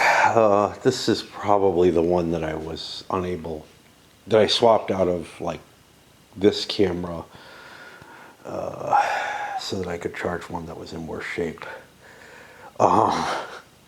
But, you know, I'm thinking, whatever I'm doing here with the support, whenever something is crossing the wing barriers too much, what I feel like is too much, whatever that would be with, you know, my on-the-fly type shit, I almost feel like you should be dropping into the support line here. Like, this Nangi here, he crossed what I even was defining as the boundary, and I haven't gone outside of that. Like, I'm not willing to push this boundary out here because he's not able to keep a connection there. And likewise, if I move, if I try to do a charge with this coked garden, now he can't actually charge because he can't hit this calf, but he could go into a charge order and move into there. And I don't really feel like I can just march there, although there's definitely some advantages to it. The threat of this calf being here, to me, means that I can't just break my line and head up this way. If I could stretch this out, if I had more units there, I would think about it, but right now I do not. Oh, it's worse than that. Nagny is in the support line of this unit. Oh boy. Yeah, see, this is the problem, because this only holds 2 units. So this and this are the real front, this would be the support facing this way, but because of the bulge that the Allies made, that in terms of penetration, this became a different sort of front. And there's nothing in the game that allows you to cope with that, and nothing in my made-up before game rules that allows me to cope with that. So, yeah. Say nothing, that's not entirely true. I mean, a shift to this wing command would resolve the issue, right? He would then, actually, he would have to shift up into the front of that wing from the support of this wing. There's ways of doing it. It's just that I don't feel like that amount of restriction was actually appropriate under the circumstances. I felt like I should be able to defend myself a little better. Again, the French are gaining the most by my more liberal interpretations of the command board. Yeah, playing with the rules the way they're supposed to be. It's a lot harder to get an active defense with that secondary line or whatever. I had to actually turn my fan on. It's gotten so damn warm. Yeah, I'm way up here, but again, it's like it became summer. There was a 1-day transition. I gotta swap batteries. It's being ill-behaved. It looked like it was settled down and would work fine, and no, the battery charger. But I'm not gonna throw a fit this time.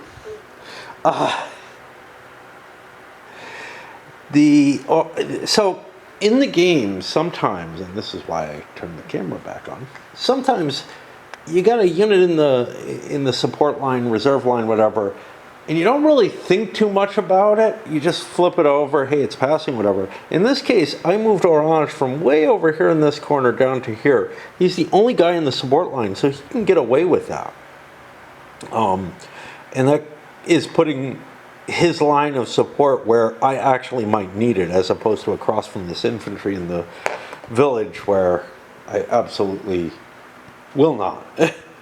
Unless there's an attack from here. Except those are my units. Fuck them. So I have kind of a problem situation here. These are gonna arise just because you don't know. Without something simple like the hex grain to work as the delineation of where units can be, this kind of shit's just gonna happen. So Webb here is in the same line as Urbach, who's up here. And obviously, look, perpendicular to the line Urbach's facing, Webb is directly behind Urbach. But the problem is that Webb should be supporting this side, I guess. So if I do a tiny little shift like this, I think I'm okay. I don't know. This is legitimate, even if I'm counting from Urbach and I'm behind these guys. I had to pull these guys back. I'm just like, what the hell are they up to? I don't know. They weren't, I think, in violation, but they're crowding things too much, and I don't like that. Hey, look, it's being good. I fiddled with it, but by the way, I reached back to kind of touch my back and whatever, and there's like hunks of flesh hanging. I can't see a damn thing. I don't have a hand mirror or anything. I used to always. I think my wife has one, or had one, that I could perhaps dig up. But I used to have one in Phoenix, and I don't know what happened to it. But there's like something nasty going on back there. That's actually the last unit that's marching, that's under march orders that I want to do anything with. So I'm going to go to dress ranks. French have to start it off because the Allies were doing the last marches. Fighting myself with both sides, trying to get out of dress ranks so I can attack. Noyelle here. Now I screwed up. I tried to get into a charge there, and I don't think I actually needed to, because Nagel, or Nangi, is in charge. So I could have, no, I couldn't have turned and attacked. So I had to be in charge. But next turn I can go to march, or to move, and hit something like this. No, because it's infantry. But over here, this Mossenbach wanted to hit Villers, and I could have broken that up while it's in charge had I been able to get to a move order. I'm not able to. I'm stuck there. Again, this is the good stuff of this system as far as I'm concerned. It's where the system really shines, and it's similar to the musket and pike orders, where it's like, yeah, I really want to do that. Yeah, you can't. And it reminds me also of the CWB, NBS, LOB, all Dean Essig's orders have a similar effect, which is that you express what you want to do, and then you wait for it to actually happen. Here, you get to make your decisions in the moment, but they might not happen. What doesn't happen here, and doesn't happen in CWB, etc., unless you attempt to grab initiative immediately, is there's no, yeah, you know what? The local commander decided to change his orders to do something. Like, in some cases, you might want to do something, but they might want to do something completely different. And I feel like if you fail orders with a certain die roll, maybe your opponent should be able to get to choose your orders or something like that. I don't know how I feel about that particularly. I think this system works fine on its own, but it's another little addendum if you feel like that's missing. I mean, I do feel it's missing. I also feel like, you know, if it's a 1 in 10, it's too often. But maybe 1 in 100 wouldn't be too bad. Like if you roll a 9 on your orders check ever, then roll again, and if you get another 9, let your opponent pick your orders and do the worst kind of, not move your units, just choose your orders, and you would essentially do something bad. But that something bad isn't that bad in this game, right? You have a lot of flexibility no matter what the orders are, except for charge. Charge is the only one.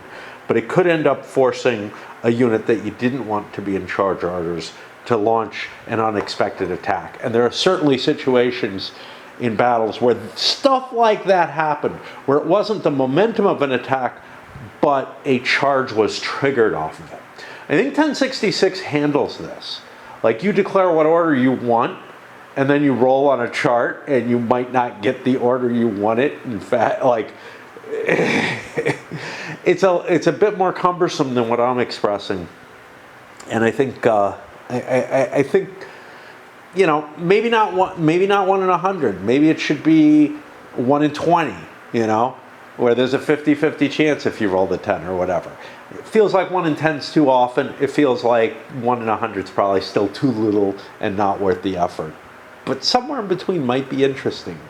I have a problem here. This Seckendorf, he was logged into dress ranks. I don't want dress ranks. I don't want to pull out of these firefights. I'm perfectly happy tying these units down.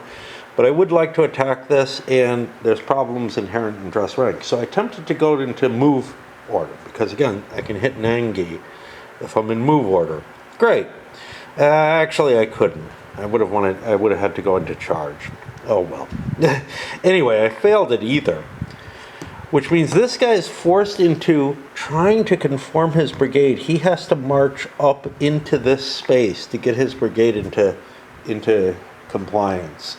And now that's opening weird shit up. Who knows what Nangi's going to do? He might charge into web and, you know, whatever. Or he might try to find his way home.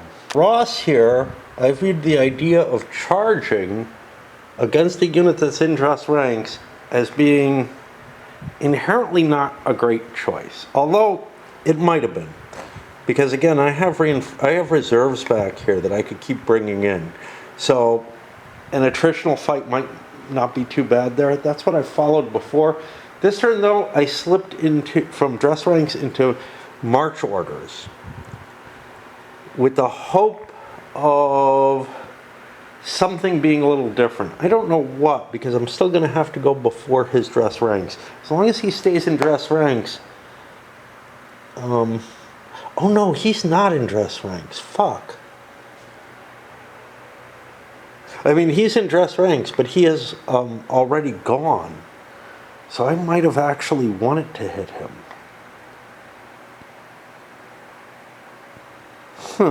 Oh well. Yeah, so I kind of erred there, but I'm going to leave that error. I feel like I should have been able to understand and comprehend, so I'm not going to fix that. But yeah, I might have wanted to hit this and try to break this unit up. But anyway, it's easier to move in from march into charge. The problem is now the dress ranks will come after any attack. On this turn, had I got the charge, had I gone for charge, and I would have gotten it had I, because I rolled a 0, I would have been able to hit it without him getting a dress ranks. And then next turn, I would still be in charge and could hit it again. And that's how you get results against a unit that's in dress ranks. It's really tough to do. He had already recovered from losses from last turn there. But, oops, screw up. That gets me to, there's only a couple of French units left up here and over here, I think. I got this Cav, but he's not doing anything. I'll just flip him for the ease, get a pass over there. Great. Now I decide what I'm doing with the froggies. It's the end of the line, some recovery along here. I can't gamble and throw the dice when I don't have the reserves in place, right? And over here, trying to move things around, but this is looking ugly to everybody. It really is, because with Montfay dissolving, even though I got rid of whoever the hell was there, I don't remember what his name is.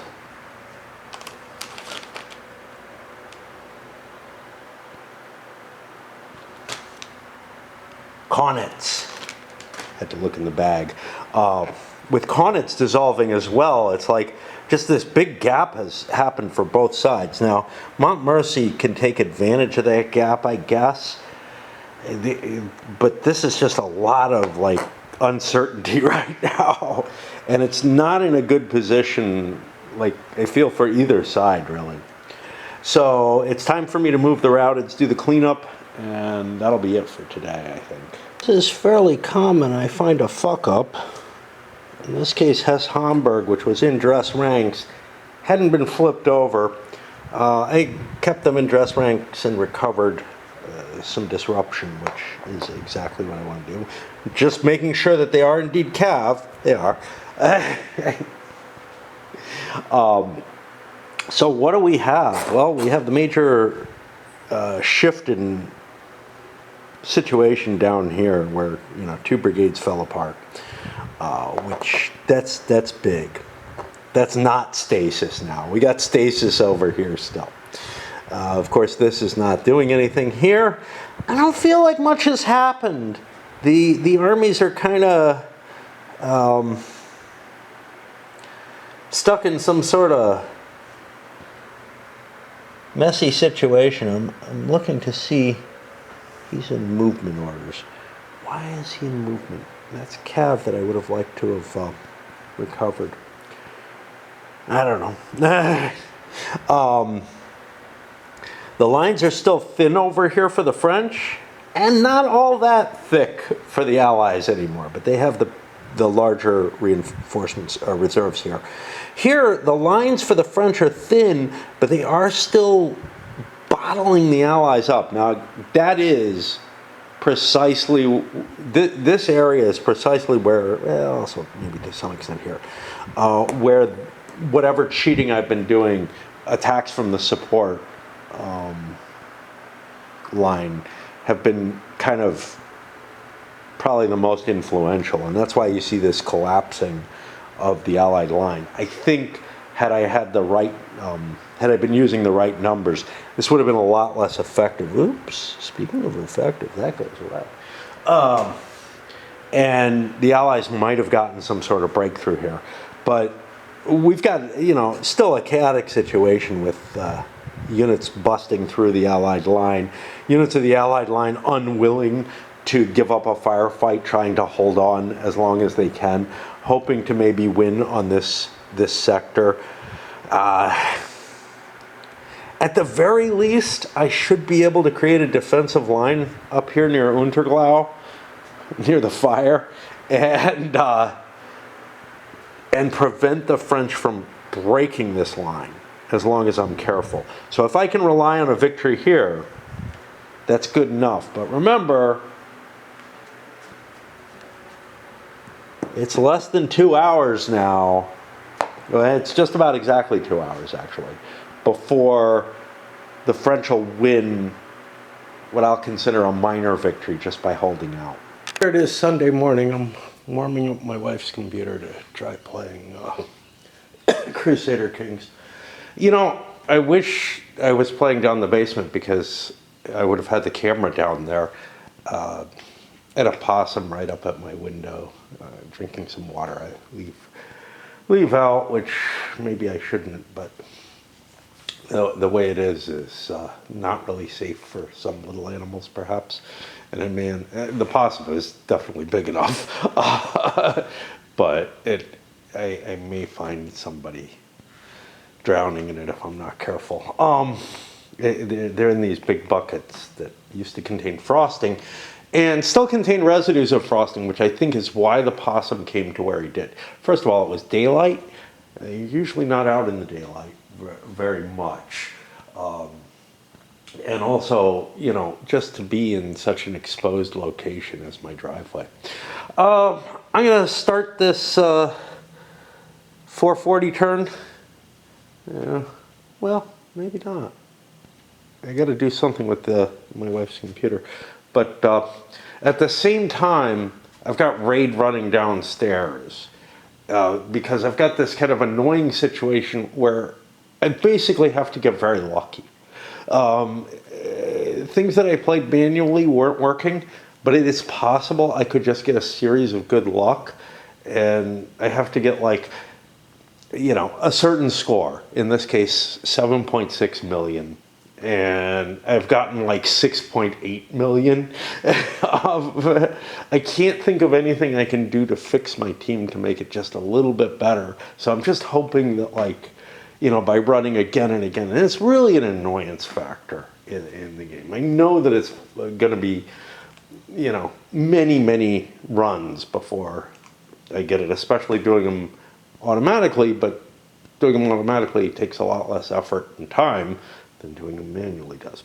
So I'll get to the artillery, I hope, but I got to check out and get things started here. Less impact this time with the artillery. We got to hit over here on the cav here. Not as interesting as hitting the infantry, but I don't know, I could have shot this one actually. Damn it. Anyway, I trained both guns at this. This one missed entirely. I was trying to get a cannot move with the hopes of destroying some of the cav and trying to break through down here. Over here, I limbered up a gun under these guys because if I'm going to be pinned in a firefight, I can't really get the gun up in front. And so I'm going to, you know, move him somewhere. I don't know where. This one I left in place even though he didn't fire because he's covered by friendly troops. But I can get those friendly troops out of there, I'm hoping. So, like, you know, if I limber the guns, it's not just this turn without firing, it's definitely next turn. And that's just if I stay in place and unlimber them. So it seems like more likely that I'll get a shot off if I go forward. I got to do wing activations, and I don't know why. My game's not starting. Okay, and the game's probably going to start making noise because they always do when they start. I'll try to talk over it. A lot happened in the, you know, doing multitasking, which is not wise, but it's the only way, like, I can deal with the frustration of waiting for something to start. All right, a lot happened. I started working over on the left branch, and here we got this infantry. Instead of moving it over here for this weak flank, I'm looking at trying to win this flank, and I committed the infantry up, or this wing, because I feel like I actually have a numerical advantage over the Allies somewhere. I could win the battle here. Of course, I could lose it here, which is the other problem, and I wasn't able to get my infantry forward. In the center, You think I tried to commit Nangi? Just so that if I'm calling this the front line then, you think I could start? Oh, I can't commit him. So I tried to cheat. Yeah, because I could only have 2 here. No, I tried to move Nangi over into the center wing and let him be where he looks like he actually is. Because I have room for him there, and I would have shifted him up, tried to shift him up as well. I'm not doing the allies back and forth. Remember, it is a ping pong, and the allies basically mirrored every location that the French chose to do something by doing something in the same location. I skipped this and went over here. I failed to get Ballancourt over into this center plains wing, but then I ended up getting Belle-Ile to commit, and that's important because Anlexi here, or Anlezi, I don't know what the fuck it is unable to hit any of the infantry that he's facing. It's all got secured flanks at one sort or another, and none of it's first fire, so I can't do a damn thing against any of it. Which means, yeah, you know, whatever advantage I'm gaining here, I'm stuck. I also have this Montback cavalry, which actually can do something against the cav it's facing, so we're hoping. Of course, we're in dress ranks, which means they're going to get a chance to do stuff before we do. It's just the way the pulsing works. All right, to the allies. Let's jump over to the same sides. Nothing happened here, but I mean, everything's committed, you know? There's nothing I can do. I can't withdraw stuff. I could try to shift it into another wing and lose this wing. But what I did do is I successfully sent this cav over into the support there. The idea being, look, if this breaks, let's make him chase us all the way back up here to fight. If he wants to win, if he wants to take this wing. This does not feel like linear combat, right? Like if I break all of this and there's some guys patrolling, say, way back here, because they could be way back here, I should be able to swing this wing around and destroy this stuff as easily as anything. And in fact, you could make an argument that my wing hasn't broken here. I haven't broken anything, but I should be able to use it into here. And I think I would be allowed to, the same way as I'm doing, you know, with these. All right. It looks like it's about ready to start. It certainly will make noise at some point. I was expecting some already. I also managed to get this cav moving over to reinforce over here because I don't feel like this wing is terribly strong, and I might need to keep pumping reinforcements into here. And then again, we jumped over here. Nothing happened. I didn't get anything successful. What did I try to do? I tried to shift. I tried to shift the reserve. Oh no, I did succeed. I shifted the reserve wood, and I tried to shift him all the way up to the support line. He didn't make it that far, but he makes it into the reserve line good enough. I'll park him back here somewhere, and that gives me, you know, a step forward. Plus, I'm pumping forces this way. I don't feel like this is losing its static situation. And then the final was over here, and I don't know if I tried to do a damn thing. Doesn't look like it. I didn't flip anyone over. I got distracted and went over and checked the computer out. So I got to think. I'll come back. I didn't have a full lineup here, and I probably shouldn't have done this, but I went for the less likely with all the great commanders here, with Marlborough and Churchill in play. I committed Webb to launch an attack here. Now, given all that, I'm going to actually move Churchill onto the Webb unit. That gives me a +1 in combat as well. I did this with a, not a straight commitment, but a relief in place on this Schellenberg or whatever. Schulzenberg, I don't know. To try to get that out of the line, and that's going to fall back. I mean, it's a one-piece unit. there's just not much there, right? And I think web hitting over here, infantry against infantry, all my first fires, I've got an artillery unit in there, etc. And I can use Noiles, or whatever his name is, Noella, up against this Nangi as well, to try to hit that first. And so that's actually, the relief in place seemed like the better idea. I probably actually shouldn't have done that, simply because Webb could have filled in here. He would have a better chance of doing so, quite a better chance, like 2 more. I was looking at, I think a 4, right? No, a 5. A 7 is almost guaranteed, but I wasn't all that convinced that I absolutely needed to do that. One of these guys, oh, this guy, so he didn't have to transfer up to support. He moved to reserve. There is no support, so he immediately filled in there. So I didn't have to make a double roll, which would have been very hard to do. And we didn't flip him over either. So how much trust can I put into that one? That's going to put me on brigade activations. I'm going to see, I don't know what's going on. The game looks like it's still loading. Whatever. It's not giving me any words, and it's not giving me any music, so I don't know. Maybe the free time's up. Like, it started earlier than I thought it would, so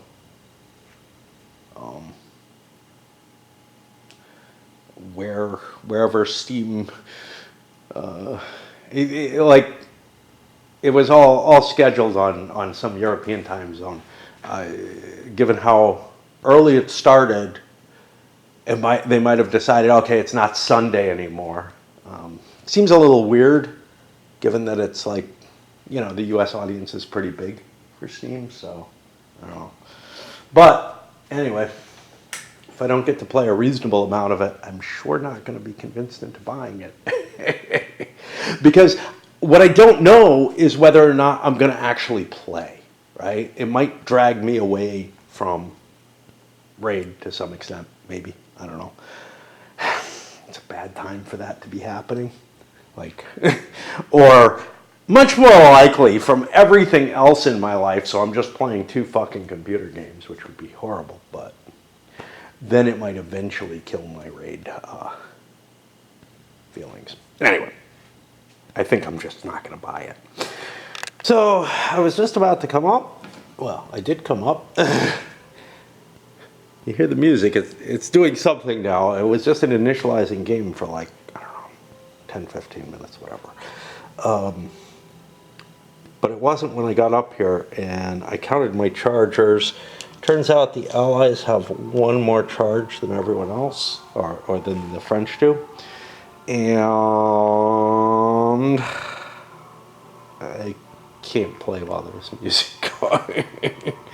Some people play war games to music and, like, you know, stuff like that. I just can't do it, man. Even just stuff like that. And I'm okay on the computer, because, like, the computer's designed to, like, focus you all on.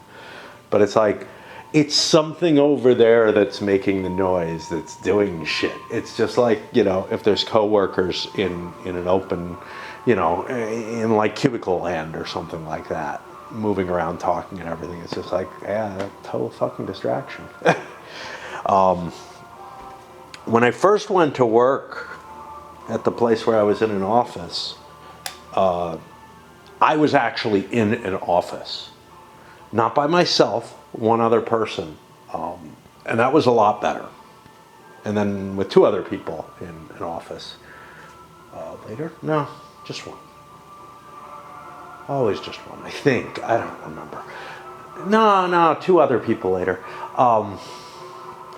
And it was just like, it's just so painful to have that kind of distraction. Then I moved into a cubicle land, but I was off in a little secluded corner. My boss at the time was like, knowing that there were issues with me being around people, so he put me off in a little corner, which was great. I had a great window and everything. And that was a little bit more distracting, but it was okay. And then finally I got put, bosses switched and everything, and I got put in, the middle of a room of cubicles. And the cubicles were lower and everything. And I was just like, I can't get shit done, They started giving us days to work from home. I'm like, these are the only days when I can get work done because of where you put it. and it was it did get better because as they started giving people work from home days, I don't know, some people may have gotten more than we did. We got like 2 days a week. Some may have gotten like 4 or something like that because the office started becoming almost empty. But being in that place, that's what convinced me to switch to, to chase after a job that I knew was permanent work from home. It feels like this whole endeavor is cursed. I went downstairs, fiddled around a little bit, and played out my fight that I've been having trouble and couldn't do an auto. I switched things around a little bit. Found something that looked like it would work, but I decided I had to manual it. And I got the points. Of course, that takes about a half hour, 40 minutes. It takes about a half hour for even just, something small like that. It's just painful, this particular aspect of the gameplay. And then I'm like, well, I have some points stored up, energy, whatnot, that I'm going to want to use if I want to play Crusader Kings. So I stayed down there and I keep playing, and I don't know, I'm probably down there for 40 minutes total or whatever. Got some tea running right now, that's what you maybe hear. I come up here and whatever, the game has crashed, an update has happened to the computer and it wants a restart, so it's doing that. I'm going to start the whole process again, I think. It took like a half hour or so just to load the game. Now, I don't know if this thing has SSDs on it or whatever the fuck they are, SDDs, whatever the sort of flash drives that are permanent. I don't think it does, which is a shame. It's like my wife bought this as a gaming computer at a point when those were available. There's no question about that. But I don't know why she didn't have one of those types of drives to be able to run games from. Like, it was sort of this was a custom build like type of thing. But the games and whatnot should load a lot faster off something like that. Anyway. I guess I'm going to start activating brigades and whatnot. First, I got to go down and pour my tea, switch my pipe, stuff like that. But wow, it just feels like I'm fucking cursed here. I say custom build, but I generally do is I go out and I buy a cheap computer, right? And I move whatever graphics card I have if I can, and stuff like that. She didn't want to go through that, and she didn't really trust. Yeah, it ends up saving me a few $100s. I usually end up having to buy another graphics card pretty soon afterwards because whatever I'm running isn't very good from the last computer. So like the computer I have now, Jesus, it's old. It's running Windows 7. It's old. And I would have had an option to upgrade to Windows 8. I did that. I hated it. I rolled that back, and that wouldn't do me any good either because Windows 8 is also out of, is no longer supported, and they never gave me any kind of offer to like upgrade to Windows 10, which I would have taken at a certain point. Like, I don't want to buy a fucking operating system, I might as well just buy a new computer if that's the case. But I've got a new computer, essentially. Although this one, this one's getting old too. I'm thinking she must have bought this around 2016 or so. 2016, 2017. When we moved up here, which before we moved into this house, so yeah, it had to be 2016. But anyway, when I said custom build, what I mean is she went to a gaming computer company and kind of ordered one of their standard custom builds. And the one that was kind of reasonably cheaper, but, and probably those kind of flash hard drives and whatnot. I think those were kind of expensive at the time. I know that work though was like, you know, hey, we'll get you one, you know, we'll get you an extra drive for your laptop if you need it. You know, like, yeah, I didn't really need it at the time. Yeah, I mean, I was considering getting one for my older computer downstairs just because the load times on games is so painful. But outside of that, there's not much it does. It does one thing. It increases, you know, it makes your load times faster. Anyway, I'm really going all over the place on this video. And, you know, I thought I'd, you know, given how much I have already, I might as well just keep going. And now the update is taking its time to do. But yeah, let me start with those brigades. Let me turn on this fan because it's getting fucking summer again.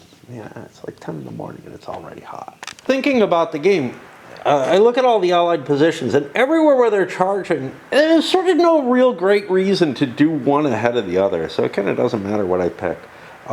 That's often been the case. Every now and then you find a situation where, yeah, there's one unit that I really want to fire off first because he's facing something else in charge, or there's a gap available that I want to take advantage of that might get covered, but it probably won't get covered unless he's facing someone else under charge. You know, it's just not going to happen. So, yeah. And stupid computer, Windows 10 for you. It loads up a, hey, do you want to change your settings on the computer? I don't know what the fuck it's doing, you know, how, that's not normal on, and then it asks if I want to change my browser settings, which I know is going to switch it to Edge, and I don't want to be on Edge. Certainly not on this computer. I might want to mine downstairs just because Chrome's problematic. In terms of the game, what have I done so far? Think attacked and pushed some of the cav around a little bit. Forced this guy to make a roll, and that ended up putting him in disorder, I guess. And also shoved this guy back. For the French, Nangi pulled back a little bit, couldn't recover because I got to get my brigade integrity in place. And then the last French, the next allied unit I did was these guys. They got into dress ranks. I don't want to push the attack with bad odds attacks here. Although they're not that horrible, but Mercy's in dress ranks. He's not going to get much better than he is. So hitting him just gives him an opportunity to recover. So pulling back seems like a decent option. I think a Fink unit attacked here and had to fall back. No big deal. There's a lot of like just pushing units back and forth and stuff, not doing anything. That means I'm on a French charge, and I got to pay attention to this, and I'm also feeling hungry. I'm not, like, I don't need food, but I found all these calzones, and the problem is I probably found like 3 days worth of food, but I'm gonna eat it in 2. I also had some recoveries that happened, like Villars. Well, he was stuck in charge. I had to pull back, wasn't really able to recover, but these guys managed to recover. I'm looking at Ballancourt right now, and he's, I think, in violation. He's in a charge situation.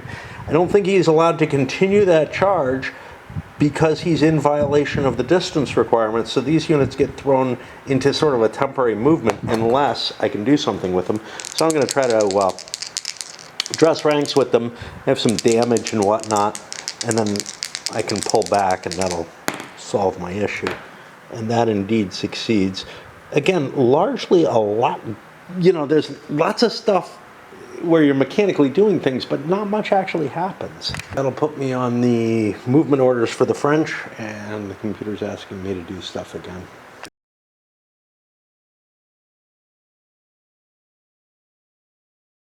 I think the stuff I'll do is I'm gonna go down and have myself some food, come up and probably find that the game's crashed again. Probably. But it takes so long to load, you know. Expect something to happen because yeah, there we go. Okay, so I'll be able to play in a moment. Or maybe not, we'll see. But I managed to have my breakfast, lunch, I don't know what it is. I had like some peanut butter crackers earlier, so of half a calzone or whatever. But and triggered the Bell Eel unit, which, turn this around, just, it doesn't make a difference just to indicate which unit is attacking. I used up a couple of first fires, didn't get anything but a firefight here, and over here I chased them off the artillery, but I can't advance, so I don't get to kill the artillery. Again, there's no rules for attacking artillery on its own. Like, there's rules for doing so, you destroy it and you move into the text, but there's no rules for when you're allowed to. Like what, again, I assume charge would allow it, but I couldn't do it here because there was some cav I had to spook away. I'm going to be playing as Ivar the Boneless. A friend of mine was a big fan of his for some reason. Brought a character based on him into the into one of my Amber campaigns, I think. I don't know. Now, it's reading the scenario information, and again, these are huge files. Text files, they used to be, I don't know if they still are. The way Windows stores things now, it's harder to find resources and modify them. But obviously not the easiest way. If it is text files, it's not the easiest way to maintain information in the game. You know, in the first Crusader Kings, they were text files because I used to go in and modify shit. They may have tried to do better, but huge load time. So what did I do so far? I moved Webb over here to get with his commitment. Putting Churchill in charge was probably a mistake simply because he wasn't going to engage this turn.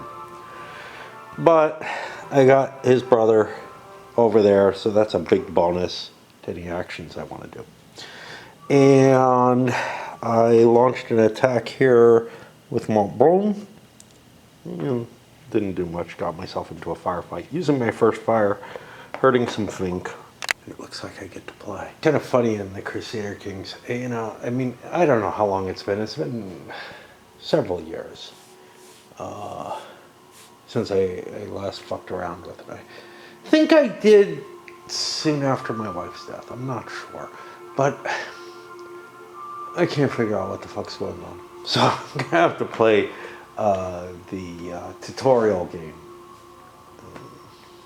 Okay, whatever. I really do enjoy the game. I like what it does. It does this thing like the old Crusader Kings in a lot of ways, but it adds this flavor that King of Dragon Pass had, where you're making all these weird little decision type things, which I don't remember from the earlier versions. I also find the interface in this easier to capture. However, you know, I sat there, I played for an hour and a half, whatever, I don't know how long. Because video games just eat up your time. And I just had to get up and play a little bit of that. And I fiddled around with a few pieces. I'm going to go back, play some more. I don't think I'm going to buy it. Mainly just because, I don't know. You know? Part of it is this, yeah, probably like Crusader Kings 2 and the EU4 and whatnot, I'll just end up, there'll be an option that I can get a bundle on it. instead of just the base game for, you know, about the same price, and a bundle that includes a lot of the fun, you know, add-ons and whatnot. Although this is probably as much as I need, you know? But also, I just don't think I'll be playing it right away. Like, I'm enjoying what I'm doing, but I don't want to be, I think part of it is I don't want to be sitting up here in that chair with this computer. And it's also summer, you know, and it's like I really ought to be doing other things. At the very least, just playing my board games, man. And I know this won't drag me away from Raid. I know it won't. I could have pulled my way away from Raid, which was my intention the last couple of weeks, and just stop playing. And I don't know why I can't. If I could, except that, like, I get bored most of the time. This could have been a nice weaning project, because a week or so of this wouldn't get me very far in the game, but it would provide me with the same kind of huge amount of time sink without it being forever. And that's the real problem with my Raid addiction, is that I don't see an end in sight unless I cut off and then maybe play something like this. Short break from the video game, and I think I got through all of the move order units that I want to activate. I got a couple, and again, I could flip them, but I'm just going to have to unflip them in a little bit. So I'm just like, screw that. That puts me on dress ranks for the French. Nothing exciting is happening. You know, we got little movements of forces for the most part, but basically nobody changed orders into anything interesting or at all, honestly. Oh, you know, I did him. I'm generally not a fan of buying computer games. I went and did it this time. You know, I figure even the couple of hours that I played, compared to some games I've bought, just board games and whatnot, in terms of fun value, I've already gotten the $20 worth, right? I mean, the thing that makes me hesitate the thing that made me hesitate the most is really the fact that there's all kinds of DLCs and everything, and you know, I could have paid $20 more for a bunch of the ones that are, you know, have been out for a while. I could have paid more for some other new ones and everything. I'm okay with this. I don't need to expand it necessarily. Someday maybe those will be on sale or whatever for values that I really like. But yeah, this was, I'm having a good time with the tutorial, enough of a good time. I know last time that I had it for free several years ago, I was really unhappy to not have it anymore. And I definitely feel it here too. Even if I don't play it much again, it's still worth it. It's about raid time now. I kind of wanted to get this done before raid, but I don't know. It's hard for me to drag myself away from the computer game to play Raid. In real life, that puts me in Monday morning. I've been getting up early in the morning. I don't know when I'm getting my sleep. I mean, I'm getting some, there's no question about that. Relatively long periods, but I'm thinking, I don't know, maybe 6 hours or something, but I might get a nap here and there, so that all works.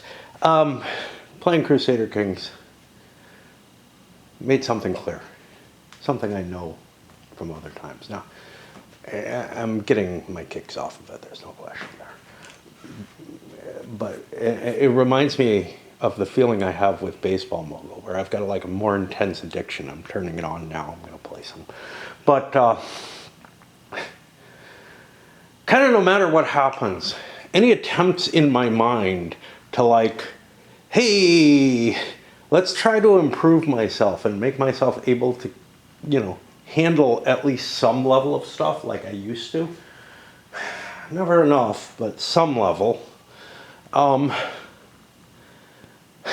it just doesn't happen. It's like I sway between despair at not getting things done, sort of an angsty feeling of I need to get stuff done, which I had very recently, and then finally this, oh fuck, I'm going to abdicate everything in terms of my responsibilities, and they're responsibilities to myself more than anything else. They're things that will make my life easier in the middle to long run. But I have enough fucking trouble making it out shopping because I'm like, Jesus, can I just fucking die before then? And yeah, I mean, if that's the kind of mindset you have, it's almost impossible to think about anything. And sure, something magical could happen, right? Not if I'm sitting in my home, probably. But, if I go out or something, and I went out Friday, whatever. But, I went out, walks for a couple of days last week. If I do that, yeah, it's possible, but the chances are just so slight. I mean, how many decades have I gone without something, like that happening in my life, right? And the only times, anyway, I had made a choice back when I was in college at one time. Fuck it. Stop worrying. Stop worrying about the future and whatever. Just live life for today or whatever. And that worked out. I was kind of happy at times there. But I had friends or I had lovers, where I could at least have that sociable connection and whatnot. For now, anything to get to a sociable connection requires me to make the kind of efforts that I wasn't willing to make then. Now then it was doing my schoolwork and keeping up with that. It wasn't so much going out for a walk or something, but it's the same spirit in mind. Anyway, I think I'm down to the dress ranks here. Yeah, I know I've got some units clicked over on movement orders that haven't gone, but I think those are ones I just delayed, and I just, I got to a certain time yesterday and said, uh-oh, I gotta do raid, and my waking moments have all been playing raid, except for, a brief shit and bath. So let's start this. As I've been pausing, looking at all the different units going down the line, I know that's something I fucked up. I'm not shocked.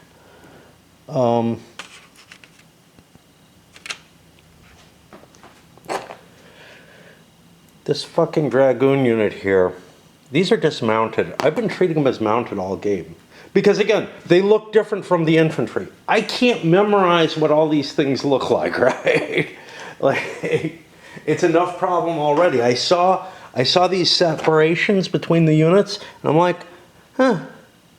And there's no cav anywhere near, so I compare it to what's nearby. It's not infantry, therefore it's cav. Well, it's not. It's dismounted Dragoons. And, when I flipped it over, I should see the one, but the one looks a lot like the other, the disordered symbol there. So again, the graphics here are getting in the way, right? Now they're dismounted, and will be for the rest of the game, I think. But, this is just hideous. I'm having a hard time finding anything I want to do anything with for the French, which means I'll probably be trying to pick something that kind of more or less is passing. So, somebody like Greater here, he's not doing anything and not harmed in any way, so I will probably activate him first. In fact, I'll just do that. But yeah, I'm at everything that I looked at, I could think of some reason why I didn't have to go right away. Now, did I need to do a pass? Not necessarily. I might have had things I'm willing to do, but didn't see any, value in doing. It's kind of hard. Like, as I go down the line, I have kind of a yes, no. And if I hit a yes and it's a good yes, I just go with it. I don't fucking, hunt for the best unit or whatever. That kind of optimization is just a pain in the ass in this game. There's just so many units and so much to consider. The amount of consideration you have to put into the pulsing and everything. It'd be fine if there were like 6 units on the board. With this many, yeah, it's in terms of brigades, whatever. With this many, it's getting kind of a very, very heavy burden. And again, I completely now understand and agree with any decision to make the combat system less compelling in terms of the detail from the musket and pike combat system.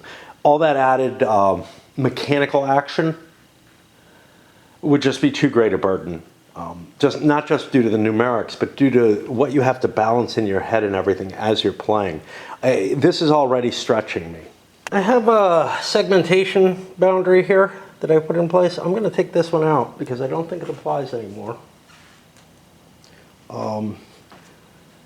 Montmorency is now over as part of this unit. And this command, yeah, I might stray and I might need to move a little bit, but right now I feel like that was just creating confusion, and it's creating a confusion for the Allied forces because it's not absolutely clear, who it's indicating. Now, I'll use a different color for Allied changes, and it would be clear if they were on the board, but right now I'm just like looking at it, I'm like, it's just getting in the way, it's not doing me any good. So our first little bit of fighting in the dress ranks period. The Scheckendorf attacked Nangi, and they pushed them back a little bit, that's it. They pushed them back in a couple of locations. They were here and here. We're separating things out, so, it looks like we're getting an improvement, but actually Nangi looks like they're getting their line together better, back where it's supposed to be. And let's see, what are they in? They're in the dress ranks. They've already gone, but they got themselves into dress ranks. They just couldn't withdraw fully. I think what I'm doing with Scheckendorf is legal. Things are getting so messed up here that it's really, really hard to tell, am I violating some line restriction or not? That's a sign that linear combat has just dissolved, right? Like, it's not working right. But it's not working right in the sense that, like, I don't know. The real question was, did I have to drop into a move order and try to form up lines? I couldn't see anything to argue for that case. I was furthest forward. I didn't see any overlap, but again, the line is like a big circle at this point, Here with the Anlezis, d'Herbeville ended up keeping their dress ranks to recover a unit in firefight. Okay, whatever. Oh, I got fucking artillery up here. What the hell are they doing? Completely unprotected, but I can't do shit about them, really. Well, it's possible that, no, Emmenville can't, and Mossenbach would be hitting the cav first, I believe. I'm not sure. I think I could hit the artillery here, hit the cav there. Interesting. I might not have wanted to let them... See, they're under address ranks here that hasn't been triggered yet, and I'm under address ranks that hasn't been triggered yet. And that's been sort of the one place, and I decided I wanted to delay, but I'm not sure I do now that I see this artillery that was kind of obscured to me. I couldn't tell it's artillery, it's red, right? But the symbols, the little boxes, they just don't register to me. Even something as distinctive as the artillery just doesn't register the same way that, like, a big cannon image would, Wow, that's gotten louder. I had something I wanted to say, but I'm getting distracted by that shit. So that computer, it's got the speakers, volume control, all that on the monitor itself, which I'm not used to. So I turned it down a little bit. It also got quieter when I sat down and started paying some attention. So what the fuck was I talking about before I got distracted by stupid music? And you know, it takes 10 minutes for the game to load. Just to load to the screen that's like, you know, pick your scenario, the main screen or whatever. Fucking annoying. Yeah. So I know I was talking about, hey, I probably made a mistake here because of the artillery, but there was something else I wanted to get to. I think I played that out, and I can't fucking remember what it is. I'm sorry. Like, yeah, again, me multitasking, it doesn't work, right? Like, it was like when I was at work and emails started flowing. I'm like, well, I can't get any work done. There's emails coming in. Luckily, that didn't happen too much where there were tons until, like, I don't know. But if anybody's like IMing me or something like that, yeah, I'm done working, you know. That fucks me up for quite a while. Even at home. Even at home. Yeah, I also don't know who I'm on. I really don't fucking know what I'm doing. Am I on the French? I don't know. I just made this attack. I think I'm on the French, and I was trying to decide, hey, did I want to fire Enlezi off? And, you know, that would just basically be a pass. The reason is, even though they can't do anything, I mean that's the whole issue. They can't do anything. I could hit this unit, because it's got an exposed flank. And this unit, it's not a bad idea. But I think I do want to try to get into charge with the Mossenbach instead. See if I can take that gun out. So the reason I didn't want to do anything over here was Hesse-Homburg has address ranks. And if I hit this unit and disorder it, they'll be dressing ranks with both their units. And my units will be disordered then. But if I wait until after they dress their ranks, get into charge, I hit them, maybe some of my units, because I've got a bigger command, a bigger number of units total, and I might get a success on the attacks. Maybe some of their units, well, maybe all of the Hesse-Homburg units are disordered, but I have some that are still available and can, you know, have a better chance of wiping them out when I'm in charge. But that advantage seems questionable in comparison to hitting the artillery and hitting the other unit there. So I'm going to go with that if I can get away with it, right? So what's the get away with? Well, it's not very likely. I'm in dress ranks trying to get into charge, and that's a 2. And I do not. One of the key things in this game is seeing the opportunity to do something with a unit before you do another unit. Like, prioritizing which units want to do something and whatnot. I'm finding that particularly painful. It may be my current distraction levels, whatever. It's stretched beyond that. I remember, like in Korean War, the first scenario, the first time I played the campaign, and any time I pick it up, I have real trouble with it, and I don't get it at all. And then the second time I get it, and I'm able to like get more historical results out of it. Same thing goes with like Lee versus Grant. A lot of these pulsed games, learning the mechanism and the sort of tricks to cut your way into like making the decision of which unit to activate at any given time, it's a hard skill to gain, and it's not normal. Like most war games don't have that kind of, yeah, I want to do this. CDGs kind of do. To me, they're the derivative of this. Not chip pull. Chip pull's like a totally different thing because it's random, right? You're like, oh, I got lucky. Oh, I got unlucky. You know. But yeah, to me, chip pull is very similar to the kind. CDGs are very similar to the kind of thinking that you have here, where you have to assess each piece and decide whether or not you want to make an action with it. Now, Korean War. usually has just a couple of pieces, and it seems pretty easy. A couple of units that can really do something, like there's a couple sectors in the fight that are really interesting and important. And that was kind of the case in Neerwinden. I'm finding that changing in this battle, and I don't know if it's specific to the battle, because there's less static situations in play.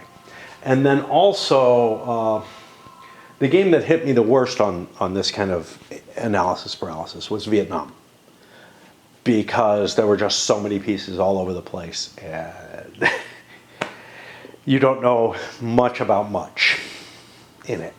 And the patterns were just harder to find. Here I think I could find the patterns if I was sitting and playing more continuously. Anyway, I'm back on another French action. I'll probably do Ansley because he has something to do now. I see I got a couple of strikes, if I can get him into charge. Border divide's gone, I'm down to 1. Now, what happened? First of all, Ansley was unable to get anything. He wasn't able to get out of dress ranks. But what was able to happen was this Noyel cav struck the Nangi cav and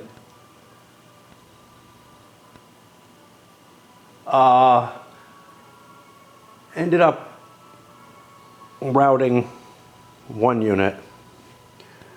One got retreated, and then the whole command just routed because of that. So we got a hole here. That was part of here.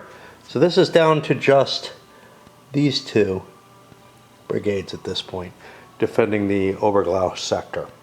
Meanwhile, conceivably, I could attack, crossing over as these routers run through. That's going to put me back on the French. But yeah, what was looking like the French were collapsing the Allied line into, I don't know, a black hole or something, has turned into, yeah, the French line has fallen apart. It's got a big hole in it, and I don't know what's going to happen, but it does not look good, right? Without the strong point being linked to my line, which is what Nangi or whatever was doing, what ends up happening, I could pull back and defend at the river line. These guys could all run back, but there was like nothing here, and then that opens up Oberglau to being destroyed, whereas the strong point kind of says, you're not going to take it. I don't care if you surround it or not, but now I got this big gap, and I don't have the units to fill the gap. The French line, you can see, it's getting... there's not a lot of reserves back there. It looks like there's a fair amount of stuff here, but some of that's kind of mixed in and holding areas of the line. It's just, in the support layer or whatever. Apparently the last of the Allied units under dress rank orders, so I got to make some decisions. I tried to charge with these, didn't get it. I think most of the rest are going to be passes, but I don't know. We'll see. And, oh, my battery's down. Here we are at the end. I've moved the routers, although I forgot to flip these guys. Almost all of them off the board. Let's take a look at what we got. This is still mostly static, but the Allied line is getting so thin. Again, there's a chance the French could still win here. Here, I feel like not much happened. The French are, again, very, very thin here. Over here near Oberglau, that huge gap opened up, and it's all Nangi's fault. Yeah. And I mean, it's my own doing for throwing them into charge, right? I didn't have to, but I saw an opportunity to try to crush this Allied position and force it, to kind of route into itself and cause all kind of problems. Because as you start to collapse a position in this system, the routes start going through areas where they can't find empty space, and you really don't want to have that situation. But now it looks like the Allies managed to repulse the French. I'm not sure. This is not a very strong front line there. But the important thing is we got web coming in to lengthen the line over on the right flank there and connect things up. And that should allow Seckendorf and Noyel to maybe do some damage over here to this line. Also, Webb's fresh units, yeah, they're up against fresh units, but there's less of them. Here, it looks like the French have an advantage again. There's more gap. I don't know. And again here, a gap in the Allied line. And it's hard to get, even with Marlborough there, I can still only command one unit to move forward each turn. This has remained pretty static. That's going to put us to the 5 p.m. turn. And unlike a little earlier, where it was looking like the French had a significant chance to throw the Allies back and actually win the battle, now I'm beginning to feel more and more like, yeah, I just need to hold on, man. Let's settle for holding on. Because again, these lines are beginning to get relatively thin. We look at the casualty bags, and obviously the French have taken a lot more casualties than the Allies have. I'm a little worried. This is jumping back to gaming, but not this game. A little worried about the impact of, you know, my playing Crusader Kings or whatever. Not so much on this game. Yeah, it may have distracted me, but you know, I fucked this up all game, right? It's only now while that's running that I actually notice, yeah, those are disordered. I've been having this consistent problem with being able to understand what the counters say, right? Just what they're expressing. And they're very, very bad. They're very bad. I would strongly suggest something else be done graphically. The graphic design on these just doesn't work for me. And I've heard people coming back with like, yeah, you know, the new musket and pike ones aren't so good anymore. They're hard to deal with. But I don't think they're as bad as this, is what people are saying. Just in terms of like, the imagery is a little bit more, more well-defined and jumps out a little bit better. But no, the thing I'm worried about is when I get done with this, which is going to happen probably by the end of this week, I'm guessing. Well, maybe not. I don't know. But when I get done with this, the next thing I have planned is a painful game to play. The rules aren't necessarily that hard, but it's hard to keep track of everything that's going on in it. And I'm very worried that with the current distractions and whatnot and my way of life, it's always been a problematic game for that. And I'm worried it's gonna be kind of hellish. But it's part of why I started playing Crusader Kings to begin with, was that reading the rules on that was on my mind. All right, we're gonna load this up.